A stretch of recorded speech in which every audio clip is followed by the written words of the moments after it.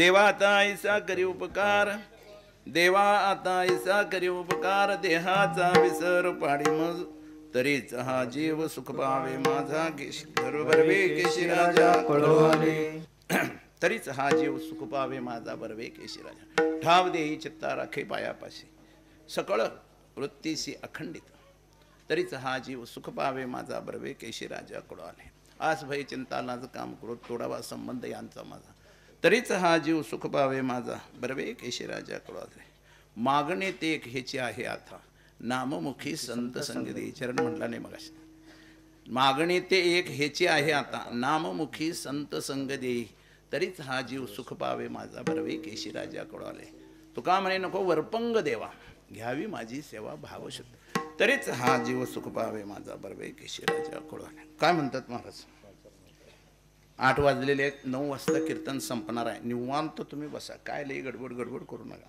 9 वाजता जेवण चालू 9:30 वाजता घरात टीव्ही समोर काम चालू आणि कुठलं ती सिरियल आता नवीन चालू आहे काय राहणार राहू काय ते बघितल्याशिवाय मी झोपत नाही काल गारगोटीत एक जण सांगितला ते रात्रीचं सिरियल बघितल्याशिवाय झोपत नाही चांगला आहे परमार्थ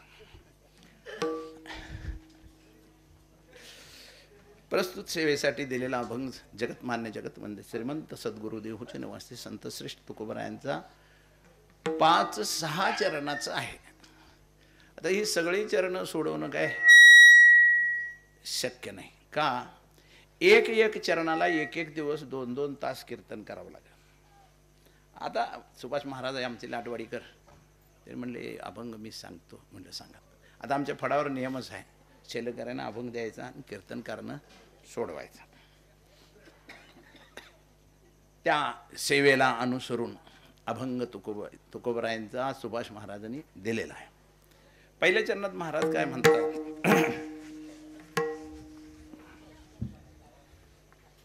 काय म्हणतात देवा आता ऐसा सांगू देतो त्यांनी देवा आता ऐसा करी उपकार हा मागणी पर अभंग आहे देवाकडं मागायचं काय मागायचं आम्हाला तुम्हाला देवानं माग म्हणलं तर आमच्याकडे लिस्टच्या लिस्ट तयार आहे आणि मी लगेच लिस्ट वाचायला चालूच करू हे पाहिजे ते पाहिजे अमुक पाहिजे तमुक पाहिजे असं पाहिजे तसं पाहिजे होय की नाही सगळं लिस्ट वाचून दाखवू देव काय म्हणाल हे सगळं लिस्ट पूर्ण करायचं म्हणलं तर आणि एक जन्म घ्यावं लागेल तुम्हाला मला मान्य आहे खरं माझं लिस्ट पूर्ण कर म्हणेल जे एवढं माणसं प्रपंचामध्ये वस्तुजन्य सुखासाठी आसक्त असतात होय की नाही इथं कीर्तन आहे इथं भजन आहे आणि इकडं काहीतरी काम निघालं माणसं भजन काय का कायमचंच आहे ते काय ते तिकडे नाही गेलं तर 2 पैशाचं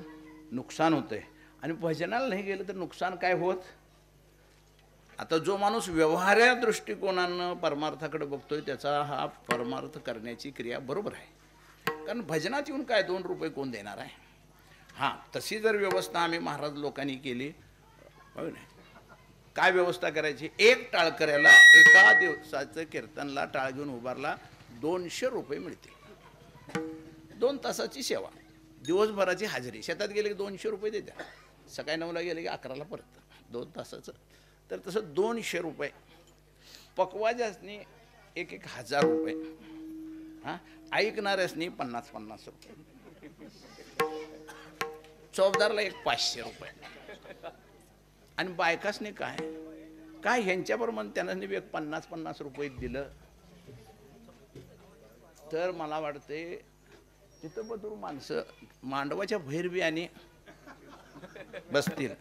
आणि तुम्हाला पैसे पाहिजे असलं तर पहिल्यांदा येऊन नाव नोंदवाय पाहिजे म्हणलं तर कीर्तन 7ला असलं तर 5 वाजल्यापासून नाव नोंदणी चालू आहे.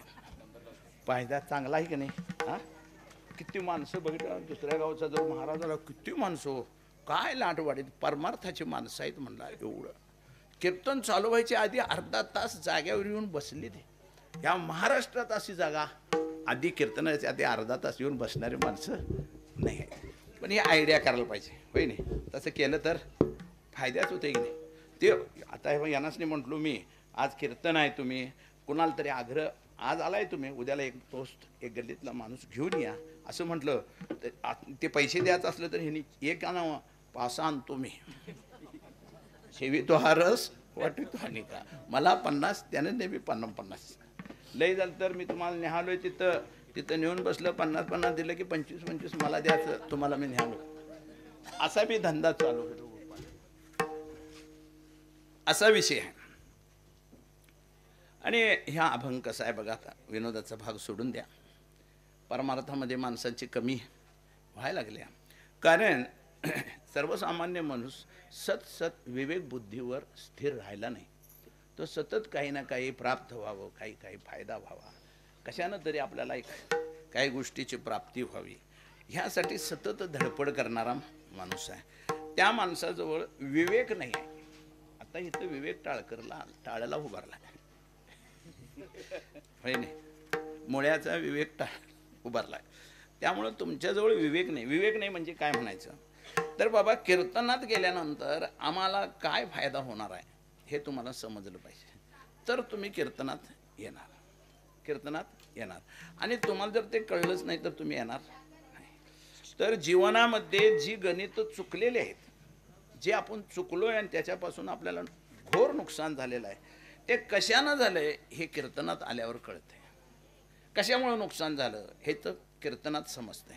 आता कीर्तनकार बुवा बी त्या टाईपचा पाहिजे, सांग त्याला, नाही तर तो नुसताच हसीव त्याला असला तर काय तुम्ही तसं आम्ही भट तसं स्वामी ठरलं. त्याप्रमाणे कीर्तनात एक माणूस 2 तास बसल्यानंतर त्याचं जे पुण्य तयार होतंय ते अगणित पुण्य आहे. टाळ घेऊन उभारला तर त्याच्यापेक्षा जास्त पुण्य आहे. कीर्तन केला तर त्याच्यापेक्षा जास्त पुण्य आहे. टाळ घेऊन टाळ वाजवून नाचला तर त्याच्यापेक्षा जास्त पुण्य आहे. महाराजांनी सांगितले अभंगात, हा, कीर्तनात टाळ घेऊन नाचला पुण्य असे बहु फार, माझ्या पदरचं सांगत. आणि मग हे पुण्य गोळा करण्याविषयी आपण चिकाट असलं पाहिजे. प्रपंचात कसं आपण चिकाट आहे, शेतात धंद्यात बारकावा करतोय, कुठं नुकसान होणे कुठं काय होणे होय की नाही? सोयाबीनची रास केली, मशीन गेल्यानंतर 2 दिवस सोयाबीन विचून गोळा करतोय आपण. कशासाठी? तेवढं 2-3 किलो झालं तर पैसे मिळतात होय की नाही? पैशासाठी तुमची प्रपंचातली चिकाटी अगदी बरोबर आहे, पण परमार्थात तुम्ही चिकाटी करत नाही. काय करत नाही? बघ कीर्तन आहे म्हटल्यानंतर जाऊन बसायचं. कुठला का बुवा असं ना काय सांगा ना, आपल्याला काय त्याचं देणं घेणं नाही. तेव्हा रामकृष्ण हरी म्हणलं की आपण टाळी वाजवायचं, रामकृष्ण हरी म्हणायचं. ज्यावेळा तुम्ही टाळी वाजवायला चालू होत्या त्यावेळा तुमच्या संचित असणाऱ्या पापाची होळी होत्या, पाप कमी आणि पुढं टाळी वाजवली की पुण्य तयार होते. मी तुम्हाला हे लाभ हानी का सांगायला लागलोय? ज्या पुण्याईनं तुमचा प्रपंच नेटका होणार आहे आणि परमार्थ बी नेटका होणार आहे. केवळ एक बाजू नाही, तुमच्या जर पुण्य असेल पैसा भरपूर मिळणार, पोरं चांगली होणार, बायको चांगले मिळणार, सुना चांगल्या मिळणार, शेतात काय पिकशिला 1.5 पटीनं पिकणार. कवा? तुमच्या संचितात पुण्य असलं. आणि तुम्ही जर पापी असला तर तुमच्या हातनं पेरल्याला उगवणारच नाही. हा, तुम्ही जर पापी असला बायको तुमचं ऐकणार, पोरग तुम्हाला शिव्या देणार, सून म्हणणार मेलास तर बरं आहे, म्हाताऱ्या घरात येऊ नको. का? तर हे पाप तुम्हाला त्या रूपानं भोगायला येणार. एक लक्षात ठेवा, एक पक्क लक्षात ठेवा, पाप किंवा पुण्य जन्माला आल्यानंतर भोगिल्याशिवाय सोडत नाही. काय वाटेल ते होऊन तुम्ही ह्या जगाच्या पाठीवर हिथं लय त्रास व्हायलाय म्हणून अमेरिकेला गेला तर तिथं बी येते ते नव. एक जण म्हणला मी समुद्रात बुडून खाली राहतो, तिथं बी आलं ते. म्हणजे का आपल्याला पाप किंवा पुण्य हे आपल्या बरोबरच असते. पाप किंवा पुण्य आपल्या बरोबर असते. त्यामुळं ते पाप पुण्य, पाप जावावं आणि पुण्य वाढावं ही उपचार कुठं असतोय तर तो कीर्तनात असतोय. म्हणून तुम्ही कीर्तनात यायचं. त्याचा फायदा भरपूर आहे. काय त्याचा फायदा भरपूर आहे हे लक्षात ठेवा.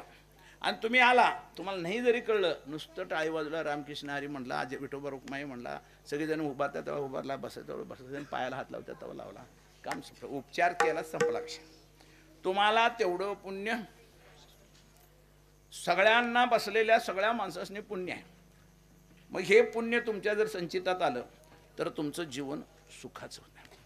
आणि हे पुण्य जर मिळालं नाही, तुमची गाडी थांबत्या, गाडीला गुन्हा लागतोय, चालता चालता मध्येच बंद पडत्या. कशाची गाडी? देहाची आणि प्रपंचाची.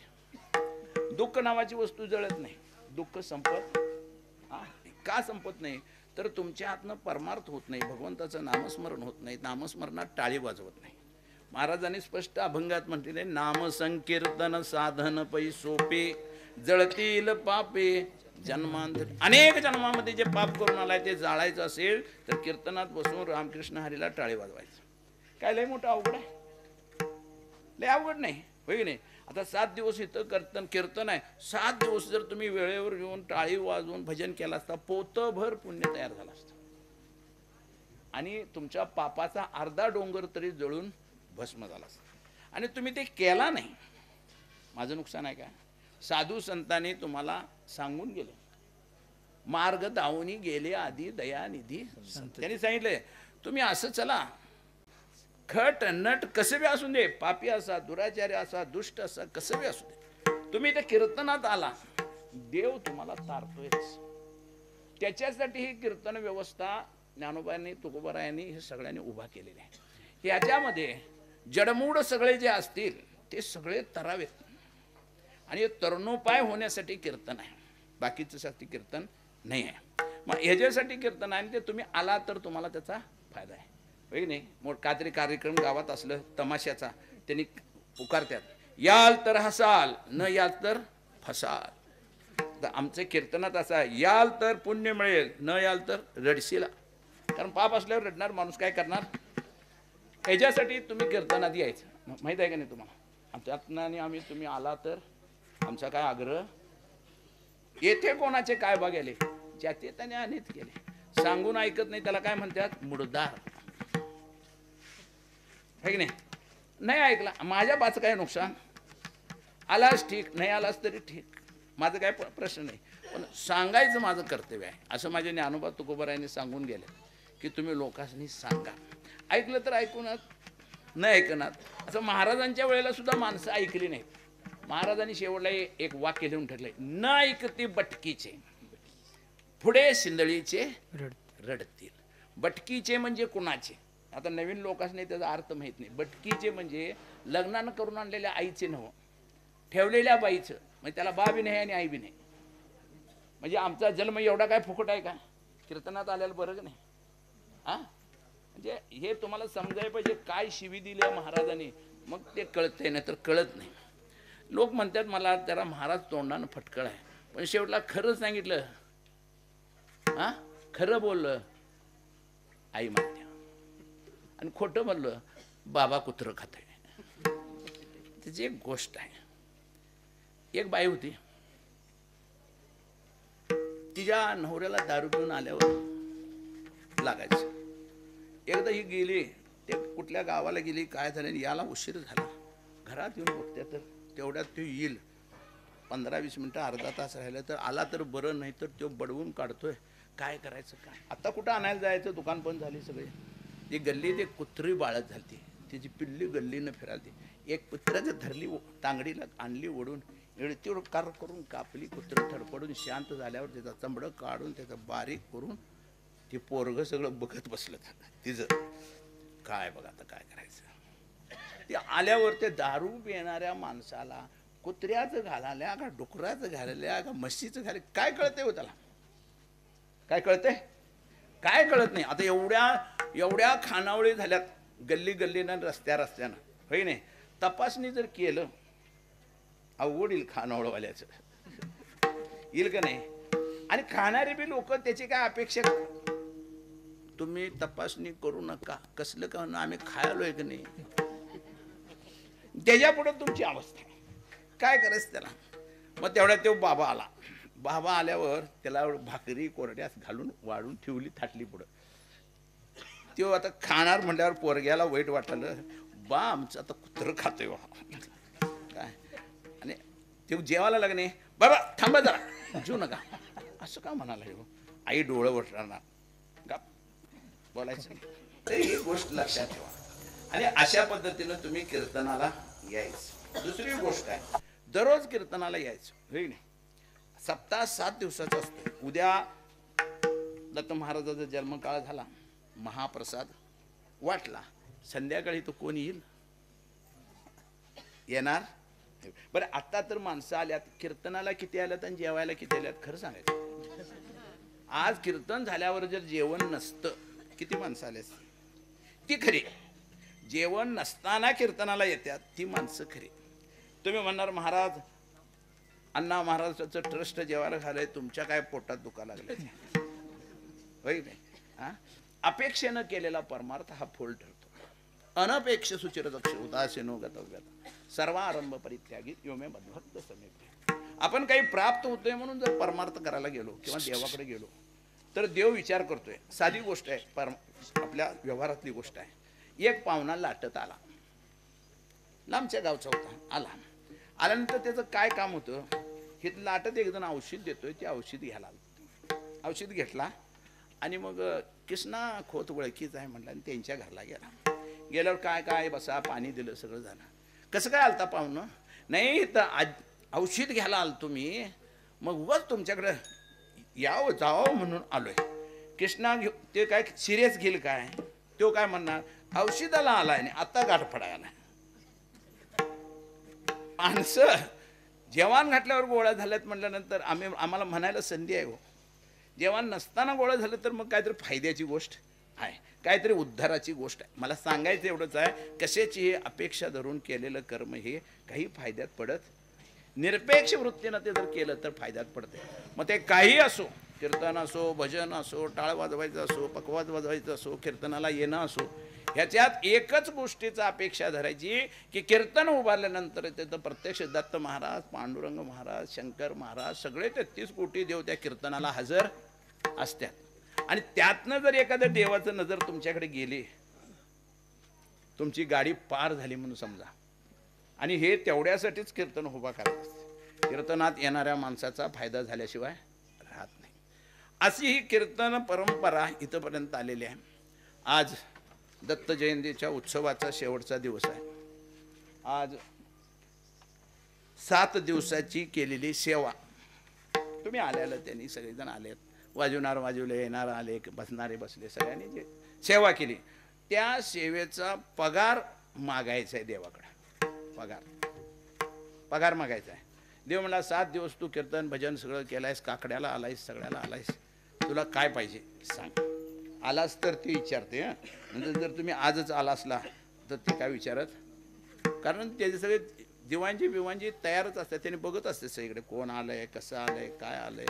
त्याला बाहेरचं बी दिसतंय आणि आतलं बी हे लक्षात ठेवा. आपल्याला असं वाटतंय आपण काय नाही सांगितलो, आपण काय नाही बोललो, आपण असं चालू तर त्याला ओळखत नाही. असं नाही, सगळं ओळखतंय त्याला. आणि त्यामुळं आज काय मागायचं म्हणून आज परंपरेच्या नियमानुसार मागणी पर अभंग करायचं. देवाने सांगितलं, मनसी काही मागा हेची देगा पांडुरंगा, हरिदासाचे घरी मज उपजवा निरंतरी. देवाने सांगितलं मागा. तुकोबरायांना सुद्धा सांगितलं मागा.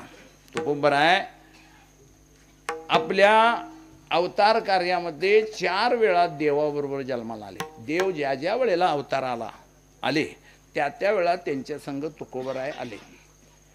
तुकोबरायांच्यासाठी पहिल्यांदा देव अवताराला आला. तुकोबराय प्रल्हादाच्या रूपात होते. प्रल्हाद, भक्त प्रल्हाद, हिरण्यकश्यपूचा पोरगा, अधर्माने आणि ते आणि भ्रष्टाचार दुराचार ह्यानं युक्त होता हिरण्यकश्यप. आणि मग त्यामुळं सगळं जग, त्यांचं राज्य सगळं त्रस्त झालेलं होतं. जीव नको खरं, हे राजा नको असं झालं होतं. आणि मग त्याला कसं मारायचं, तर त्याला मारायचं जरा अवघड होतं, कारण त्यांनी तपश्चर्या करून वर मागून घेतला त्याला. मग शेवटला काय करायचं, ह्याला मारणार म्हणलं तर ह्या जगात, ह्या पृथ्वीवर त्याला विरोध कुणाचा नव्हताच. तो काय काय माणसाला लई जर आलं की नाही त्याला मस्ती द्या, जरा थोडकं असलं की नाही ते जरा माणसात बोलतोय. खरं लई जर पैसा आला, लई जर मोठेपणा आला, सगळं आलं, त्या माणसाला काय रे बेट्या असंच म्हणायचं चालू करते. बरं कशाच असते, हेने बी मरणार आहेत आणि त्याने बी मरणार आहेत. खरं खिशात असलेले पैसे, आपल्याला जर असणारं मोठेपण, ह्याचीच मस्ती माणसाला येतात. तसं त्या हिरण्यकश्यपूला आल्या असल्यामुळं देव बी काळजीत पडले, ह्याला कसं मारायचं, अवघड आहे. ह्याला दुश्मन कोण नाही, मारणार माणूस कोण नाही, एवढा शक्तिमान आहे, एवढा युद्ध करणारा तो माणूस आहे. झालं समजा. शेवटला देवाने विचार केला की ह्याला मारायला ह्याच्या पोटाला जन्माला घालायचं, कारण ह्यो मरणार नाही तसं. आणि म्हणून त्याच्या पोटाला प्रल्हाद जन्माला आला. प्रल्हाद जन्माला येत असताना भगवत भक्त जन्माला यायचं म्हणलं तर तो जन्माला यायच्या आधी त्याच्या बानं, त्याच्या आईनं काहीतरी भजन करावं लागते, तर ते असलंच पोरगं जन्माला येते. तुम्हाला आम्हाला जी पोरं जन्माला आल्यात का नाही, ते जन्म घालताना काय आमची वृत्ती होती, काय विचार होता, काय काय करत होतो, तसलीच पोरं जन्माला आलेले असतात. मागणं जरा शानपणा येतोय आणि ते पोरगं उरपाट बोलायला लागलं, म्हाताऱ्याला मारायला लागलं की नाही, कुठल्या जन्मीचं पाप असलं पण ह्या पोटाला आलंय असं वाटतंय तेव्हा. पण तुम्ही बी तरुणपणी तसंच असता, म्हणून तसलं पोरगं जन्माला येते. हे लक्षात घ्या. हे काही कीर्तनामध्ये ठाक थोडं समजून जायचं. तुम्ही कसं वेळेला, तुम्ही जर तरुणपणी भजन केला असता, गळ्यात माळ घातला असता, पंढरीची वारी केला असता, कीर्तन भजनाला गेला असता, तुम्हाला बी फक्त प्रल्हादासारखं पोरगं जन्माला. हां, त्यावेळेला काय हो, धुंद असतोय, तरणा असतोय, जरा तालमीत खेळलेला असतोय, मुस मुस करत असतोय. त्या मुसमुसीत ते पोरगं आलेलं जन्माला तसलंच येते, ते मुसमुस करत्याला. मागणं त्याचं गुण कळतंय 10-20 वर्षे गेल्यावर, तोपर्यंत कळत नाही. मग आता काय परत द्यायला येते काय, शे नवं मला दुसरं बदलून द्या, हे लई वांड आहे, जरा गरीब द्या, चालत नाही. महाराज म्हणतात जे कर्म आपण करतो ते भोगायला आल्याशिवाय, जसं हिरण्यकश्यपूचं कर्म त्याला भोगायला आलं, त्याच्या पोटाला प्रल्हाद जन्माला येण्यासाठी प्रल्हादाला एवढी मस्ती आली की त्यानं कायदा केला.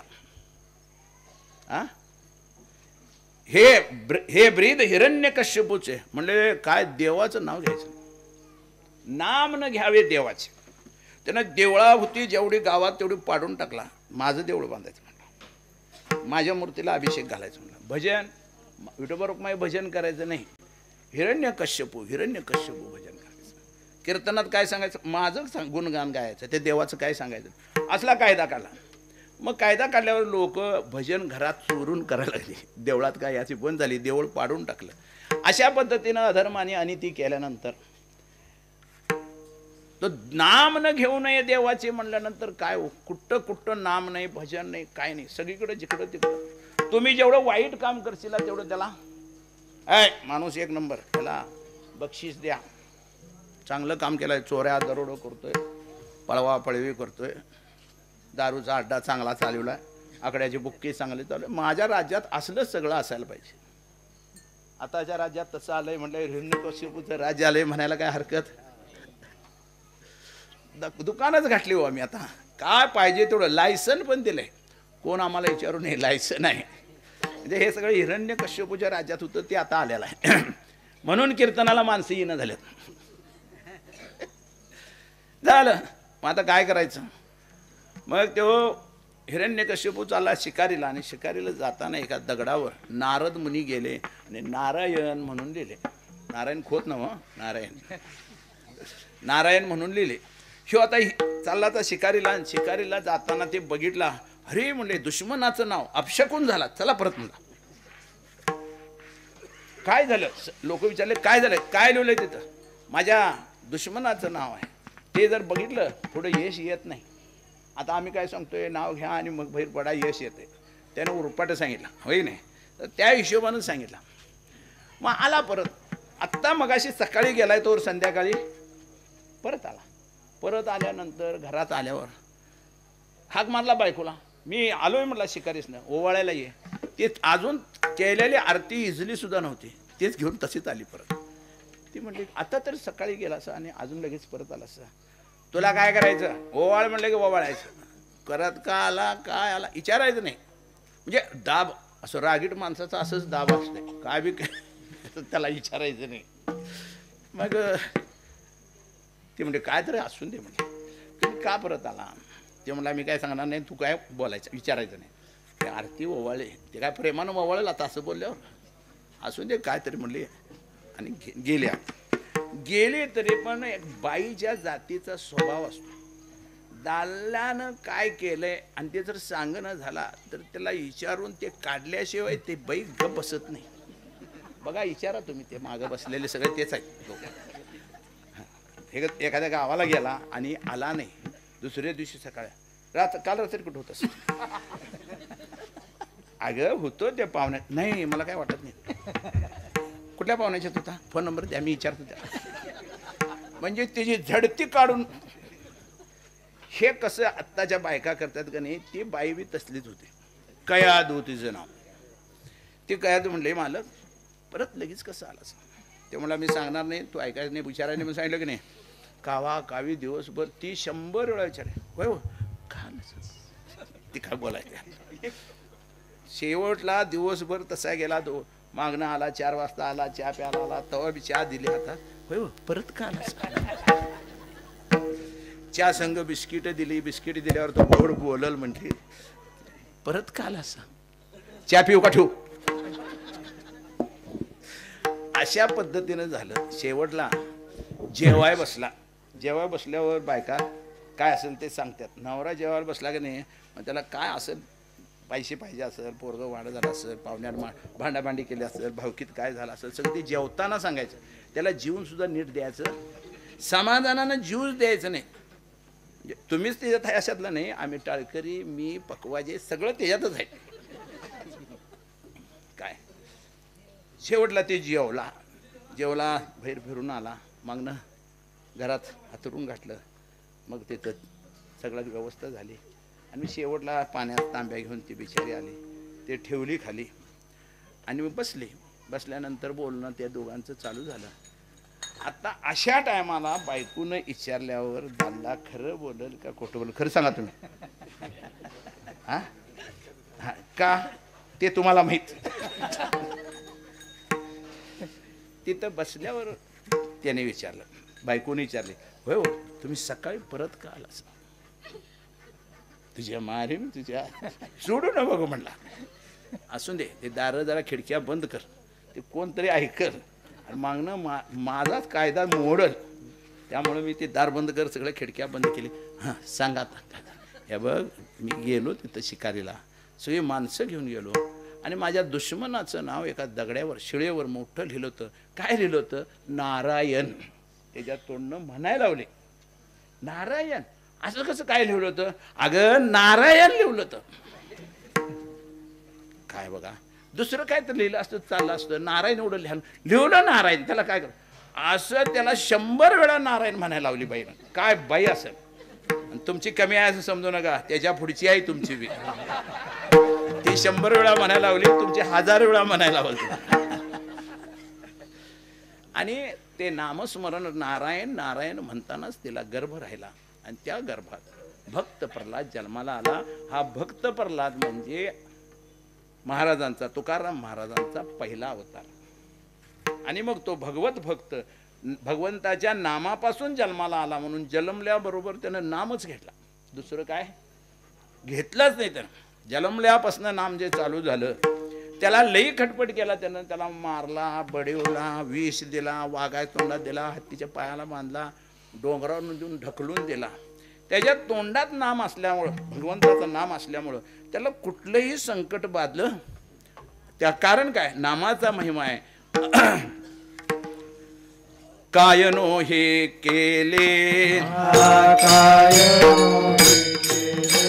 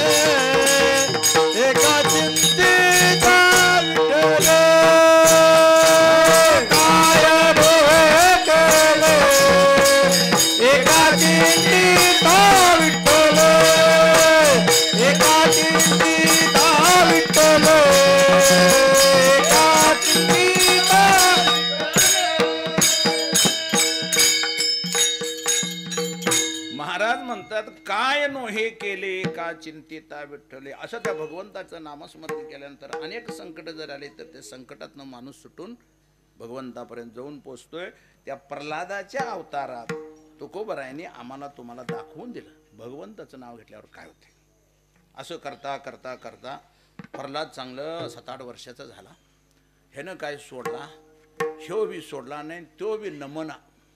एक भटजी एक शिक्षक ठेवला त्याला शिकवायला. काय तर ते देवाचं नाव घ्यायचं नाही, माझं नाव त्याला शिकवायचं. त्याचं नाव शंडमार्क. तो गुरुजीचं नाव काय शंडमार्क. मग शंडमार्कला सांगितलं ह्यो रामकृष्ण हरी म्हणतोय, नारायण म्हणतोय, गोविंदा म्हणतोय, हे बंद व्हायला पाहिजे.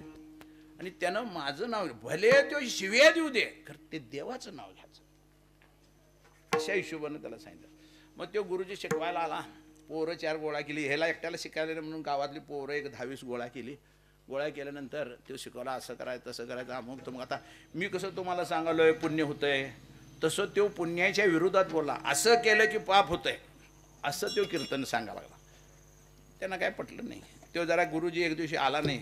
दुसऱ्या दिवशी प्रल्हाद उभारला. म्हणला श्रीकृष्ण गोविंद हरे मुरारे हे नाथ नारायण वासुदेवा श्रीकृष्ण गोविंद हरे मुरारे.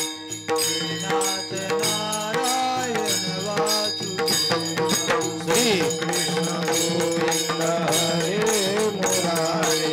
हे नाथ नारायण वासुदेवा श्रीकृष्ण गोविंद हरे मुरारे.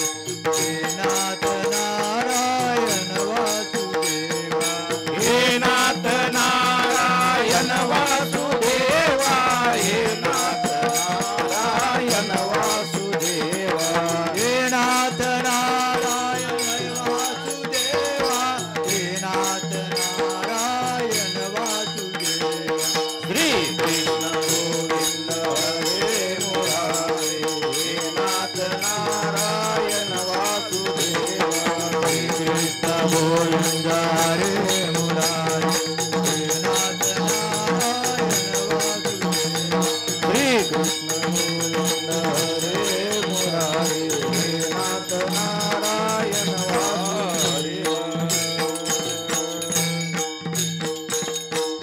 गुरुजी आला नाही. त्या दिवशी ह्यो शिक्षक झाला आणि त्या पोरासने शिकवला.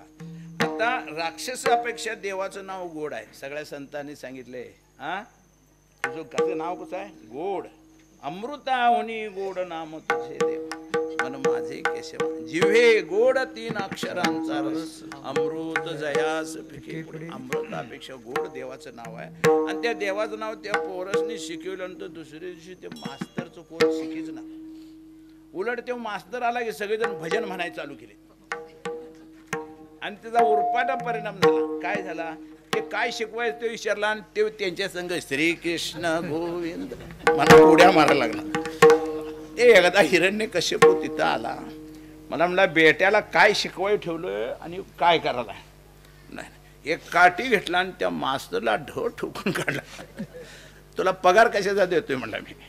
माझं नाव शिकवायचं आणि ते पोरासने तू पोराचं राहिलं तू आणि त्यांचं त्या देवाचं नाव तू शिकून असं म्हणाला. काय बघा म्हणला ते मी कवा शिकलो मला कळलंच नाही. त्याने भजन करायल्यावर माझं नाव सगळं गेलं मला चांगलं. हे असं का झालं तर त्या देवाचं नाव घेतल्यानंतर त्याचं जे पाप होतं ते जळून गेलं आणि पुण्याचा परिणाम काय त्याच्या मुखामध्ये देवाचं नाव आलं. लक्षात आलं काय. म्हणून आपण पहिल्यांदा आपल्याला घ्यायला नको वाटलं तरी पण रामकृष्ण हरी राम म्हणायचं. ते म्हणलं का नाही मग पाप कमी व्हायला चालू होते आणि पुण्य झालं मग तुम्हाला आपल्या आपण म्हणायचे. हे पहिल्यांदा नामाचा परिणाम आहे. केला तर नाही केला तर होत नाही. त्यामुळं नामाचं सांगितलं. प्रल्हाद जरा मोठा झाला ते बाब एक कट्टाळा. भांडण एकदा जोरात पेटलं. एवढं पेटलं म्हणजे काय मला त्याचं सारखं त्याचं नाव घेतोस त्याचं नाव घेतोस. तेव्हा हाय कुठं. तो जोरात एवढा हाय कुठं म्हणल्यावर ह्यानं म्हणला नाही कुठं. नाही कुठं म्हणजे सगळीकडे आहे काय. तो सगळीकडे आहे. ह्या डांबात आहे काय. हाय म्हणला डांबात. असं म्हणल्यावर त्यानं डांबावर लात मारला. डांबावर लात मारल्याबरोबर भक्ताच्या शब्दासाठी नरसिंह अवतार घेऊन देव डांबातनं फिराला. हा केसरची उडी घालून या स्तंभ फोडी ऐसे कृपावंत कोण माझ्या विठाई वाचू. असा कृपावंत देव कुठला असेल तर माझा पांडुरंग आहे. भक्ताला अडचण पडली की तो उभारतोयच तिथं. तसं नरसिंहाचा म्हणजे आता तुमच्या आमच्यात खेडेगावच्या भाषेने म्हणे तर नरसुबाचा जन्म झाला आणि जन्म झाला तो बाहेर आला. पहिल्यांदा त्या हिरण्यकशिपूला धरला, मांडीवर बस काढला आणि त्याचं पोट फाडला. पोट फाडून त्याला मारला. का तर हिरण्यकशिपूनं ब्रह्मदेवाचं 10,000 वर्ष तपश्चर्या करून देवाला सांगितलं आम्ही कधीही मरता उपयोगाचं नाही, अमर झाला पाहिजे. देव म्हणला हे काय आम्हाला देता येणार, तू काय दुसरं माग. खरं मी अमरपणा देत नाही. कारण म्हणला काय तुला जर अमरपणा दिलो तर शेवटला तू आमच्या डोसक्यावर होय नाही. गड्याला लई मोकळीक द्यायची नाही. लई मोकळीक गड्याला दिला का नाही तो तुमचा काटा काढल्याशिवाय, हे लक्षात ठेवा. तसं झालं ते तुला लई असं देऊन चालणार. दुसरं काय तरी मग ते आपल्या गुरुकडे गेला. तो दैत्य होता आणि दैत्य गुरु शुक्राचार्य. शुकाचार्य वेगळा आणि शुक्राचार्य वेगळा. शुक्राचार्य ते म्हणलं असं असं झालंय काय मागायचं. काय नाही म्हणलं तू सांगतो तसं माग. आत नाही, बाहेर नाही, सकाळ नाही, संध्याकाळ नाही, रात्री नाही, दिवसा नाही. हात काय शस्त्र नाही, अस्त्र नाही आणि दिवसा नाही, रात्री नाही, असं मला तू मरण द्यायचं. आता हे एवढं कंडिशन दूर कवा करायचं. माणूस नाही, जनावर नाही. मग देव जन्माला येतानाच मुंडकं होतं सिंहाचं, शरीर होतं माणसाचं. म्हणजे माणूस नाही, जनावर नाही. आत नाही, बाहेर नाही म्हणून त्याला धरून हुंबऱ्यावरच बसला. आतबी नाही, बाहेर नाही, खाली नाही, वर नाही म्हणून मांडीवर घेतला. सकाळ नाही, संध्याकाळ नाही, म्हणजे रात्री तिन्ही सांजाच त्याचा काटा काढला. अस्त्र नाही, शस्त्र नाही म्हणून नकच खोपसला. कोतळा काढला बाहेर सगळा आणि त्याला मारला. प्रल्हादाला सांभाळला त्यानं. प्रल्हादाकारणे स्तंभी अवतार केला आणि त्या प्रल्हादासाठी सांभाळायसाठी स्तंभामध्ये अवतार केला. किंवा तुकोबरायांचा पहिला अवतार. हे सगळं नामस्मरण करताना तुकोबरायांनी नामाबदल्यात काहीही मागितलं नाही. निरपेक्ष सेवा केली. काही नाही. देवाने विचारलं तुला काय पाहिजे, म्हणलं काय नाही, तुम्ही आला हेच पाहिजे, दुसरं काय नको साहेब. आणि त्यावेळेला ती निरपेक्ष झाली सेवा. पुढच्या युगाला, हे पहिल्या युगाला झालं, दुसऱ्या युगाला राम अवतारात तुकाराम महाराज अंगद झाले. अंगद कोण? अंगद तो बालीचा मुलगा पोरगा. बरोबर आहे. थोडंफार माहिती बी पाहिजे, नाही तर कळत नाही कीर्तन. बालीचा पोरगा अंगद. बालीचा पोरगा झाले कोण? तुकाराम महाराज अंगद होऊन आले. कसल्याही प्रकारची अपेक्षा न करता श्रीरामाची सेवा केली, संपूर्ण सेवा केली. अगदी परत सीता गेली, रामराज्य स्थापन झालं.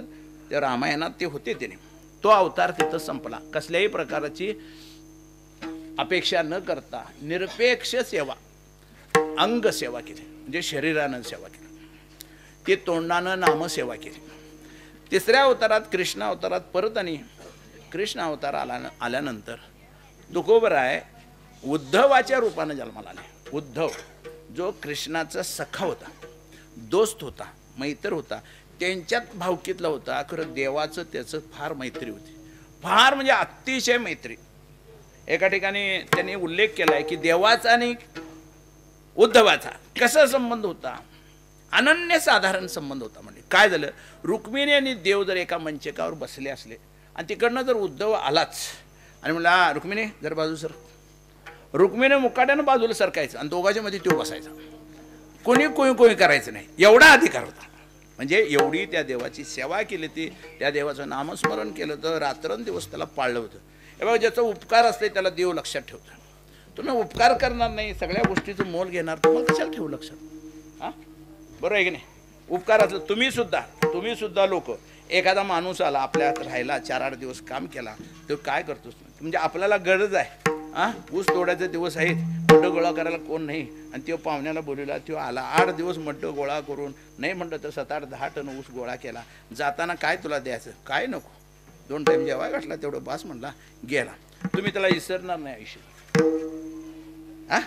त्याला तुम्ही गावात संध्याकाळी आल्यावर काय तो आमका पाहुणा आला, अरे पैसा घेतला नाही, अडका घेतला नाही, 2 टाईम जेवून 8 दिवस काम करून गेला, मरूस तर तुम्ही त्याला लक्षात ठेवणार होय नाही.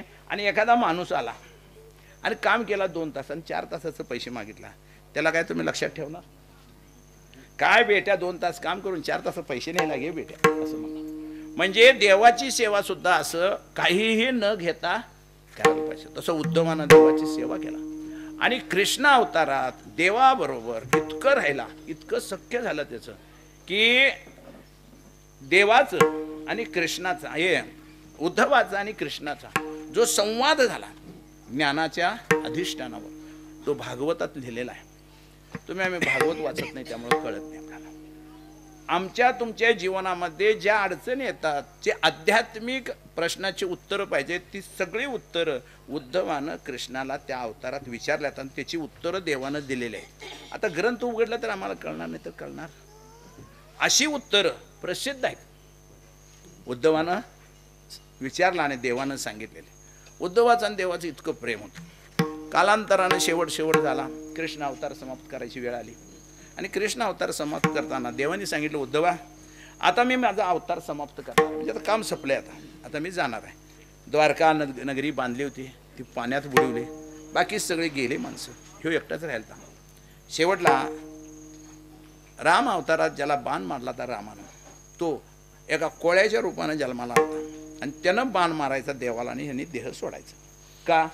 पहिलाच उपकार फेटायचा आहे. त्याला जो बाण मारला होता का नाही बाली सुग्रीवच्या युद्धात, तर त्याचं उपकार फेटायचं, त्याचं दुःख त्याला द्यायचं. तेवढं दुःख त्यानं मला द्यायला पाहिजे. म्हणजे तो नुसतं तुम्हाला भोगवतोय असं नाही, त्याच्या हातनं चुकलं तर तो सुद्धा भोगतोय हे लक्षात ठेवा.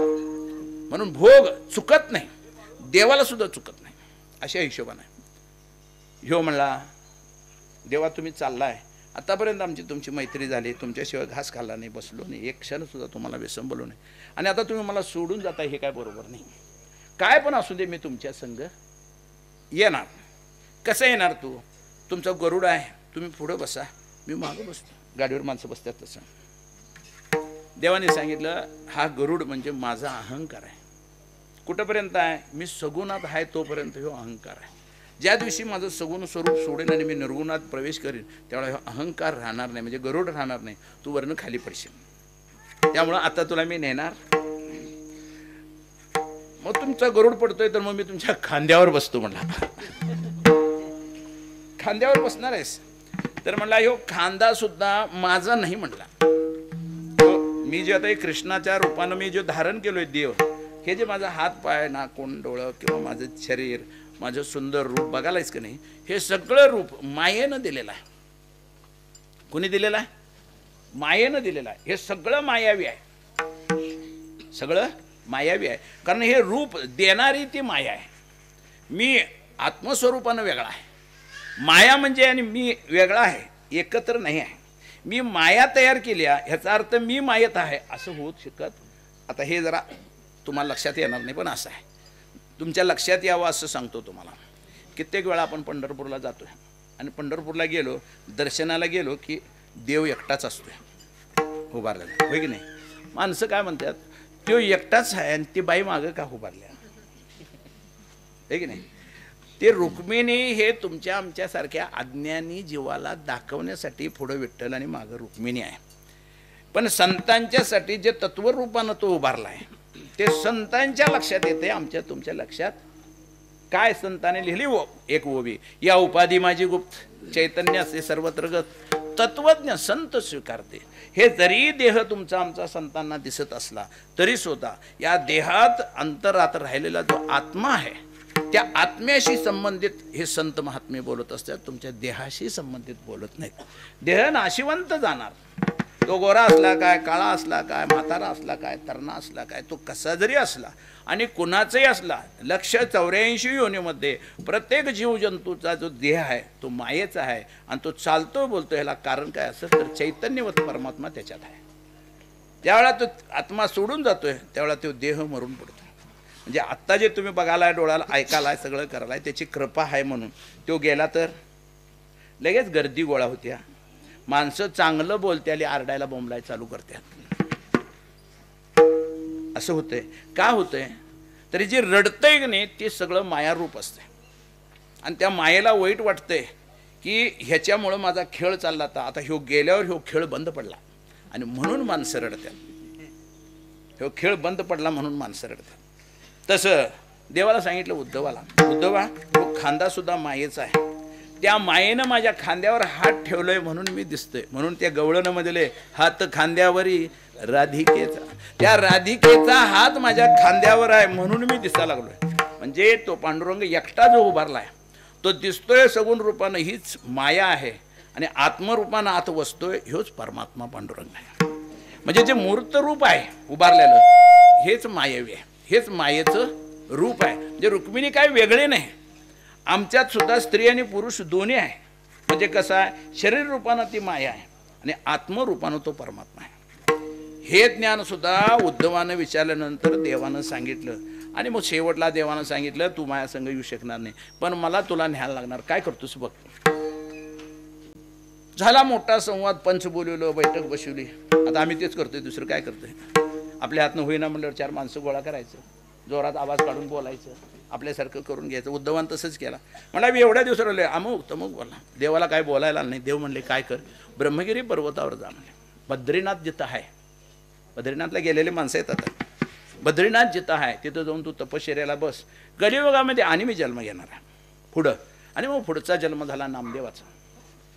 नामदेवाच्या अवतारात देव आले, त्या नामदेवाचा जन्म झाला. देव पांडुरंग म्हणून आले आणि तुकोबराय नामदेव महाराज म्हणून आले. नामदेवांचं जीवन झाल्यानंतर शेवटला देवानं विचारलं, नामदेवा तुझं जीवन संपलं, आता 80 वर्ष वय झाले. ते सगळं तो कथा आहे की नाही, ती सगळी कथा नामदेव चरित्राची कथा त्या नामदेव पुण्यतिथीला केव्हा सांगायची असते तेव्हा. ती आता काय तुम्हाला सांगून ते सांगायला तर रात्रीचं 2-11 वाजतील, चालतील का बघा. आता माणसं घड्याळाकडे बघायला आता 9ला म्हणून सांगितलं आहे, पावणेला अजून अभंगाची सुरुवात नाही, काही नाही. पण पार्श्वभूमी लक्षात आल्याशिवाय अभंग कळत. असं का म्हणले त्यांनी हे लक्षात यायला पाहिजे. बरं ठीक आहे म्हणलं, मी कव्हा माझं तुझं एवढं करार आहे. पंचांनी सांगितलं हो हे तुमचं काय म्हणणं आहे, मी कव्हा बी मला देव होऊन दे, या देहा सकट न्यायला पाहिजे तर मी येणार. आणि तू होय म्हण. शेवटला देवाने कबूल केलं. नामदेवाचा अवतार संपला. शेवटला नामदेवाला देवाने विचारलं काय पाहिजे. देवाने सांगितलं नामा म्हणे आम्ही पायरीचे चिरे संत पाय फिरे. देवा मला तुझ्या पायरीत समाधी पाहिजे. का पाहिजे, तुझा कोण भक्त येईल तो भक्त माझ्यावर पाय ठेवायला पाहिजे, तुझी धुळा माझ्या अंगावर पडायला पाहिजे, तर मी पावन आहे, नाहीतर पावन नाही. म्हणून त्या पायरीत नामदेवाच्या घरातल्या जनाबाई सकट 14 जणी एका वेळेला समाधी घेतली. आता हाय तिथं पंढरपुरात गेल्यावर बघायचं असं 14 मूर्ती आहेत अशा पितळाच्या लावलेल्या. म्हणजे जनाबाई दासी होती ती सुद्धा त्यांच्या घरातली समजून तिथं समाधी गेली.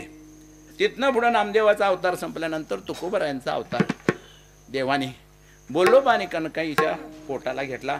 देहू गावामध्ये जन्म झाला आणि जन्म झाल्यानंतर परंपरेमध्ये जन्म झाला. असं काही नाही कुठं बी काँग्रेस उगवल्यासारखं संत उगावल्यात असं होत नाही. परंपरेमध्ये विश्वंभर बाबा म्हणून त्याच्यात 7 पिढीच्या आधी होतं. त्यांनी देवाची भक्ती केली आणि विश्वंभर बाबांचे वडील वारल्यावर ती वारी करायची राहिली म्हणून त्यांना वारी करायला सांगितलं आईनं. त्याने वारीला गेल्यावर त्यांना फार मोठा आनंद झाला.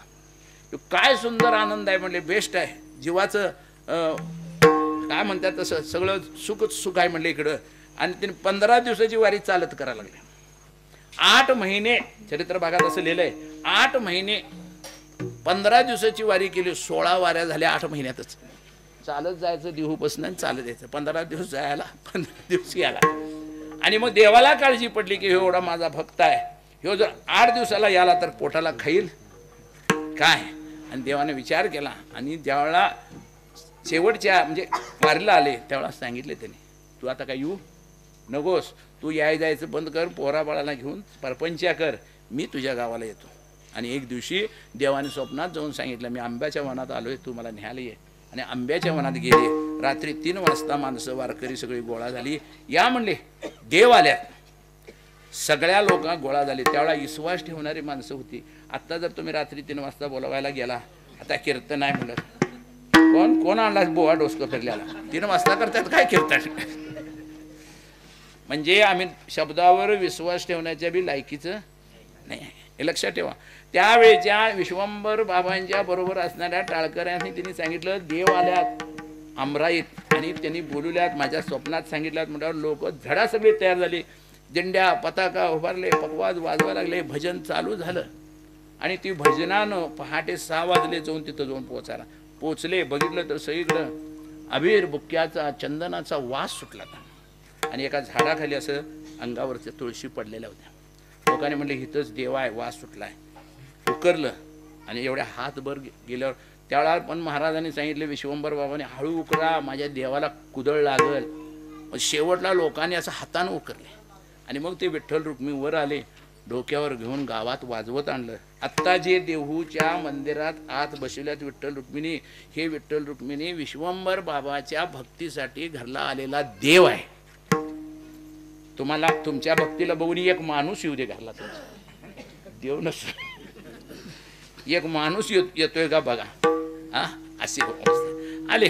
आल्यानंतर त्यांच्या कुळामध्ये तुकोबरायांचा जन्म झाला आणि तुकोबरायांचा जन्म झाल्यानंतर तुकोबरायांचं चरित्र फार मोठं आहे, तेवढं सांगणं काही शक्य नाही. अगदी शेवटला वयाच्या 42व्या वर्षी त्यांनी गाथा बुडवला, अमुक केलं तमुक केलं, बंबाजी गाठ पडला, हे ते बऱ्याचशाच गोष्टी आहेत. आणि शेवटला तुकोबराय जगाला उपदेश करून अशा उरपाट्या काळजाच्या त्या कट्टाळे. आणि तुकोबरायांनी सनकाधिक संतांना विनंती केली, तुम्ही सनकाधिक संत, मनविता कृपावंत, एवढा करा उपकार, देवा सांगा नमस्कार, देवाला नमस्कार करून सांगा आता मला होत नाही, तू मला नेतो म्हणलायस, आता मला न्यायला ये. आणि मग फाल्गुन वद्य बीजाच्या दिवशीचा उत्सव होता.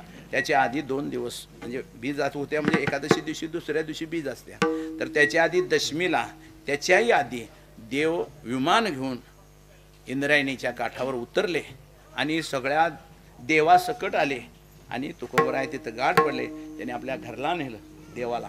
आणि काय तुकोबरायचं घर काय दांडगं होतं, मोडक्याची बाजा, त्याच्यावर वाकळ्याच्या शेजा, मोडका पलंग होता, त्याच्यावर वाकळ हातरलेले होते, त्याच्यावर बसले. देव आले, बसले. मग काय करायचं, काय आमरस करा, पुरी करा. बायको म्हणजे काय नाही, एवढं कन्या आहेत तेवढ्या मी करतो. मोठं गाडगं ठेवलं, पांढरा घातला आणि त्या कन्या त्यात रांधल्या, गाडगभर कन्या झाल्या. त्या देव जेवायला बसले, पत्रावळे घातले आणि त्या कन्या वाढल्या. 2 आपताचं आणि विष्णू रूपातलं 2 असं 4 हातानं ते कन्या वडत होते देव आणि खात होते. आणि देवानी नंतर उल्लेख केला, एक शबरीचं बोर, एक विदुराच्या कन्या, आणि तिसऱ्यांदा जेवलो मी तुकाराम महाराजांच्या घरात कन्या खाल्लो. 3 वेळाच देव जेवले. आणि मग त्यावेळा शेवटला तुकोबराया वैकुंठाला सदेह वैकुंठाला नेले. प्रयाण काळे देवे मान पाठविले, कळीच्या काळा माझे अद्भुत वर्तविले, मानव देह घेऊनी निजधामा गेले, निळा म्हणे सकळ संता तोषवले. आणि जो शब्द दिला तर पहिला कृष्ण अवतारामध्ये, तो 2 अवतार झाल्यानंतर देवानी पाळला आणि देवांच्या बरोबर विमानात बसून तुकाराम महाराज वैकुंठाला गेले. त्यांनी सांगितलं, कुणाला सांगितलं, तुम्हाला आम्हाला काय मागायचं देवाला, देवाता ऐसा करी उपकार, देहाचा विसर पाडी मज. असं का सांगितलं तर जोपर्यंत आम्हाला देहबुद्धी आहे तोपर्यंत आम्हाला सुख लागत नाही. मी आणि माझा आहे तोपर्यंत सुख लागत. मी म्हणजे मी कोण, अमुक तमुक, पाटील, अण्णा, तलाठी, मालक, अमुक तमुक, हे सगळं उपाधी आहे, खोटं आहे, काही नाही. एकदा त्याला आडवा झाला तो की तो पाटील बी राहत नाही, तलाठी बी राहत नाही, आणि कोण सावकार बी राहत नाही, भिकारी बी राहत नाही. तो एकदा गेला की गेला. म्हणजे इथं जे काय आम्ही मिळवलंय हे भ्रमवत आहे, खोटा आहे आणि जाणार आहे. म्हणून महाराज म्हणले, लटिका व्यवहार सर्व हा संसार, वाया येरधार हरी विना. देवाशिवाय या जगात येणं आणि जाणं हरीशिवाय. येरधार म्हणजे वाया आहे आणि ती वाया जायला नगायला पाहिजे. म्हणून देवाने सांगितलं की देहबुद्धी आहे तर मला सुख लागणार नाही देवा, आणि मला देहबुद्धीचा विसर पडत नाही, त्याला काय करू. देवाकडे माग म्हटल्यानंतर देवाने मागितलं, देवा आता ऐसा करी उपकार, देहाचा विसर पाडी मज, तरीच हा जीव सुख पाड. बघा तुम्ही एखाद्या कामाच्या म्हणा, एखाद्या कशाच्या नादात तुम्ही लागला, भूक थान हरपली, तेव्हा जे सुख होते ते इतर वेळा होत. कशात बी तुमचा जीव गुंतून दे, गुंग होऊन दे तुम्ही, ते गुंग झालं आणि तुम्ही स्वतःला विसरला, तिथं सुख झाल्याशिवाय राहत नाही. तुकोबरायांच्या लक्षात आलं. आणि मग तुकोबरायांनी आम्हाला तुम्हाला सांगितलं, काय सांगितलं की तुम्हाला आम्हाला दुःख करणारे माणसं किती आहेत, तर त्या अभंगाच्या पुढच्या सगळ्या चरणात सांगितलं. तरीचा हा जीव सुख पावे माझा बरवे केशी राजा कळू आले. देवा ठाव देई चित्ता राखे पायापाशी. देवा तुझ्या पायापाशी आम्हाला ठेव. माझ्या चित्तामध्ये तुझं पाय तुझं रूप बसू दे. असं जर केलास तर माझा जीव सुख पावल, होय की नाही. पण आमचं चित्त त्याचा विचार करल तवा. हा दिंडीला जरी माणसं गेली, पंढरपुरापत्र गेले, हॅलो मशीन दूध दिलंय काय, डेअरीला कोण गेलंय, वहीवर नीट लिहून आणलाय काय, ते पैसे काय तुझ्या सरणात घालायचे. अरे देवाकडे गेलायस, देवाकडे बघ, तिथं काहीतरी देवाचं काहीतरी म्हण इकडं आणि मागं. तर इकडनं इकडनं गावाकडनं सांगतात, हॅलो लवकर या, ती शेजारीच्या शेतात काय काय करायला, तुम्ही आल्याशिवाय ते काय भांडण मिटायचं नाही. ह्यो जीव तिथं राहतच नाही. माझं तर म्हणणं आहे, असं लई शात करतात का नाही, त्यांना जित्तापणेच नेऊन पुरावं. एवढं काय फायदा आहे सांगा. आजपर्यंत या जगात किती राजे रजवाडे आले, कोण काय घेऊन गेलं काय सांग. तुम्ही काय नेणार आहे म्हणून तेवढं मागं लागलायसा. अहो 1 रुपया सुद्धा देत नाही. ते इंदुलकर महाराज सांगतोय कीर्तनात, किती बी भारी तुमचं हे असू दे बाथरूम, शेवटला तुमची आंघोळ गल्लीलाच करतात. होय, टावेलनं पुसत नाही, साबण ते नीट पाणी गरम सुद्धा होऊ देत. त्यात थोडं थंडच पाणी असतंय, ते डोसक्यावर ओततात. का तुम्ही आरडत नाही सा. तुम्ही जिवंत असला तर बायकोला 1000 शिवे दिला, पण त्यावेळेला आरडायचं बिरडायचं बंद झालेलं असते. तसलं पाणी ओततात. बायका त्याचं जाऊन दे, गेलाय तिकडं थंड होऊ दे म्हणून दही डोसक्यावर घालतात. म्हणजे परत येऊन ये, सगळा उपचार आहे तिच्या. भूत होऊन आणि घरला येईल तो, तुझ्या डोसक्यावर दही घालतात. ते दही घातलेले बघा तुम्ही, असं सगळं वगाळ आलेलं असतात. काय तिची दुर्दशा करतात. हिरवी त्याचं पैसे घेतात ह्या बायका. काय ब्युटी पार्लर जातात, काय रंगी होत्यात, काय कसली केस कापतात, कसलं लुगडं नेसतात. निदान जाताना तर त्याला जरा पावडर बिवडर करावं की नाही. मग मात्र माळ जर घातला असा तर मात्र आमचं वारकरी जमत्यात, तुम्हाला बशिवत्यात, आंघोळ घालत्यात, गळ्यात हार घालत्यात, तुळशीचा गंध बुक्का लावत्यात, पटका बांधत्यात. बांधून असं भजन करत जय जय रामकृष्ण हरी असं तेसात माणूस जात आहे. कवा गळ्यात माळ असली तर.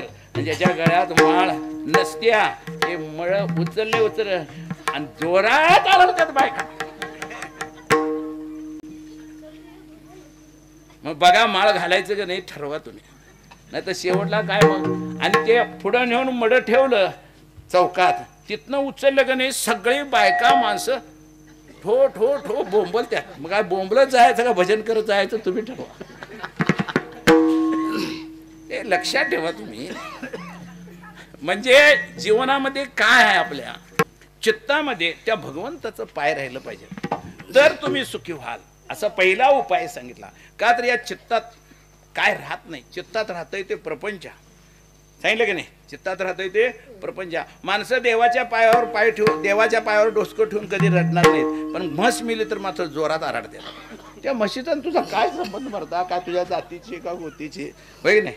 आणि कशाला बायकोसाठी रडतील, म्हशीसाठी रडतील, रेडकाला रडतील, शिळेला रडतील, कोंबड्याला रडतील, कशाला बी रडतील. पण देवासाठी रडणार माणूस कोणी या जगात जन्माला, आणि देवासाठी रडतोय तो संत असतो. तो देवाच्या भेटीसाठी रडतो. महाराज म्हणतात त्याचं चित्त त्याच्या पायाजवळच असते, तिथनं निघत.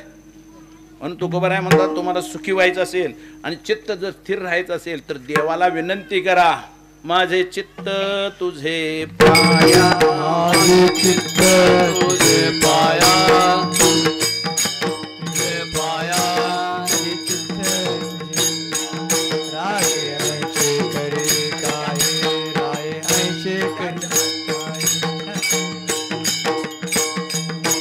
माझे चित्त तुझे पाये, माझे चित्त तुझे पाये, राय ऐशे करे काय,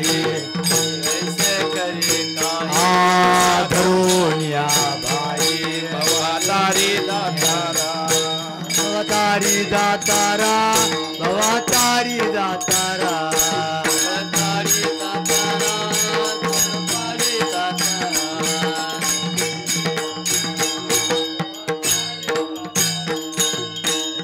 देवासमोर उभा उभारून विनंती करायला पाहिजे, माझे चित्त तुझ्या पायी राहे ऐसे करी काही धरून या पायी. माझ्या बावकडीला धर आणि असं ओढत घेऊन जा तिथपर्यंत. धरून या पायी भव हा तारी दातारा. चतुरा तू शिरोमणी गुण लावण्याची खाणी मुकुट सगळा मनी धन्य तुझी विठोबा. असं तुमच्या मनानं देवाला विनंती करायला पाहिजे. माझं चित्त तुझ्या पायाजवळ राहिलं तर मी सुखी झाल्याशिवाय राहणार का. चित्त हे आम्हाला दुःख द्यायला कारणीभूत आहे. आमचं चित्त जर कुठं बी पळा लागलं तर ते आम्हाला दुःख दिल्याशिवाय माहीत नाही. म्हणून देवाकडे मागायचं, माझं चित्त तुझ्या दड माझे मन पायी राखावे बांधून. तुझ्या पायापाशी माझं मन राहू दे, मग मी सुखी होईन. तिसऱ्या चरणाला म्हणले आणि काही दुःख देणारी गोष्टी तुमच्या शरीरात आहेत. आस, भय, चिंता, लाज, काम आणि क्रोध. एवढ्या गोष्टी तुमच्या शरीरात आहेत. आस, भय, चिंता, लाज, काम आणि क्रोध. एवढ्या सगळ्या गोष्टी आमच्या मनात असल्यामुळे आम्ही सुखी होत नाही. पहिली गोष्ट आहे आशा. किती आशा असावं. लाकडं नदीवर गेल्यात तरी सुद्धा आशा सुटते काय. आणि ती माणसं ओ महाराज आशेवर माणूस जगतोय, पूर्ण होते काय. तो जगू दे, जगण्याबद्दल आमचं काय मत नाही, पण आशा पूर्ण झाल्या काय. कारण आशा तुमची अशी आहे हा, मारुतीच्या शिफ्टीसारखी. एक दिले की दुसरं, दुसरं दिले की तिसरं, असं तर्क चालूच आहे. ते देणार कट्टाळलं खरी, मागणार कट्टाळत नाही, अशी अवस्था आहे. महाराज म्हणतात आशेमुळं आपल्याला दुःख आहे. तुम्ही ज्या गोष्टीची आशा करता ती गोष्ट जर तुम्हाला नाही मिळालं तर तुम्ही रडत्याशिवाय राहत, तुम्हाला दुःख झाल्याशिवाय. आणि आशा म्हणजेच अपेक्षा, होय की नाही. सून चांगली मिळेल म्हणून अपेक्षा केली आणि ती सून घरात आल्यावर वेगळं राहिली, दुःख झालं की नाही. अपेक्षाच करायचं नाही. ती असं होईल, ती मला विचारल खायला, अपेक्षाच करायचं नाही. ती कसं ठेवल तसं आपण राहायचं. हा, ज्या वेळेला आम्ही नाटक आम्ही जेवढा स्टेजवर होतो त्यावेळेला आमचं नाटक चालू होतं. आता आमचं नाटक संपलं, आता त्यांचं नाटक चालू झाले म्हणजे आपण का बसायचं कडाला. शानी माणसं असं रडत नाही, दुःखी होत नाही. ते म्हणतात आता आमचं सपल्याला आहे, आता काय कवा तो बोलवल तेव्हा जायचं आहे. आमच्या नशिबात असेल आम्हाला. हे बघा, आम्हाला जेवायला घालणार कोण असेल, लोक, सून किंवा बायको किंवा घरातला समाज किंवा यो पैसा जेवायला आम्हाला जेवायला घालणारा माणूस आमचा पांडुरंग आहे. आम्हा देतो पंढरीनाथ. आम्हाला महाराजांनी सांगितलं तुमच्या पोटाला घालणारा पंढरीनाथ आहे, तुम्ही दुसऱ्याकडे आशा करायची. पण तुम्ही आता देवाला जर मानलं तर आशा करणार हो. तुम्ही बायकोलाच करताय आणि आशा दुसरं कोण करणार. मग तिच्या म्हणण्याप्रमाणे वागल्यावर तिच्या मनात आलं तर ती वाढणार, नाही वाढलं तर बसायचं.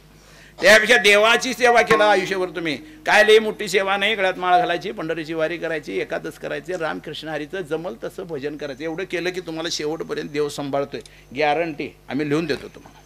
पण एवढं करावं लागेल, फुकट मिळत नाही. होय, आमच्या देवानं पहिला सांगितलं घेसी तेव्हा दिसी आईसा अशी उतार. त्यावेळेला द्रौपदीनं लांब न बोलवली. आता हे माणसं आल्या जेवायला काय करू, ते म्हणलं आधी माझ्या पोटाला घाल मग पुढचं बघू. असं जर फुकट वाटलं असतं तर हे गिराक लई पडलं असतं तिथं. फुकट देत नाही म्हणून बरं आहे, काय तर कर येतं, भजन कर, कीर्तन कर, भजन कर, कीर्तनात येऊन बस, टाळी वाजव, तुला देतो. तसंच फुकट म्हणला तर चिंधी मिळणार नाही. असं आहे म्हणून बरं आहे, आता गर्दी लई झाली असते.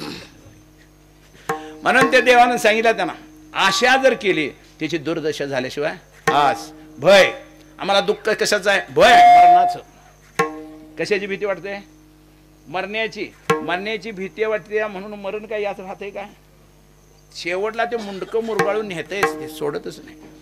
का सोडते, आत्ता नको मागणं ये म्हणून सांगू का, सांगून चालेल. मग दुसरी भीती आहे मरणाची, आस, भय. कितीतरी भीती असते आपल्याकडं, होय नाही. अंधारात आपण गेलो शेताच्या नदीच्या कडेला गवात कापायला. हा, एक जण गवात कापाय गेला पाठच, त्याला जाग आली लवकर, रात्री 2लाच गेला. एवढा परपंचाच्या काळजी झाला. 4ला 5ला जाय सोडून रात्री जाग आली म्हणला, लवकर जाऊन गावात बिंडावर आणल्याला बरं म्हणला. गेला नदीच्या काठाला, गेला जाता जाता बघितला तिथं एक जण गाठ पडला संडासला आलेला. किती वाजल्यात म्हणला, 2:30 वाजल्यात म्हणला. 2:30 वाजल्यात म्हणलं, आता इथंपर्यंत आलंय ते आलंय पण कसं जायचं म्हणला. मग काय केला, हुरप घेतला, राम राम राम राम राम राम. देवाचं नाव घेतलं की भूत येत नाही. ते देवाचं नाव तेवढं पुरतं घेतात ही 12ची माणसं. राम राम राम राम म्हणत गेला, गवात कापला, भरा भरा भरा गवात कापला, बिंडा बांधला, घेतला डोसक्यावर, राम राम राम करत कडेला आला, वाटाच्या कडेला आणला, बिल्ला सायकलला बांधला, थरकाट सुटला. 5 वाजलं घरात येऊस तर वाटेला रस्त्याला माणसं म्हणजे अरे एवढ्या रात्रीचं कुठे गेलता मग भेटोय काय म्हणला.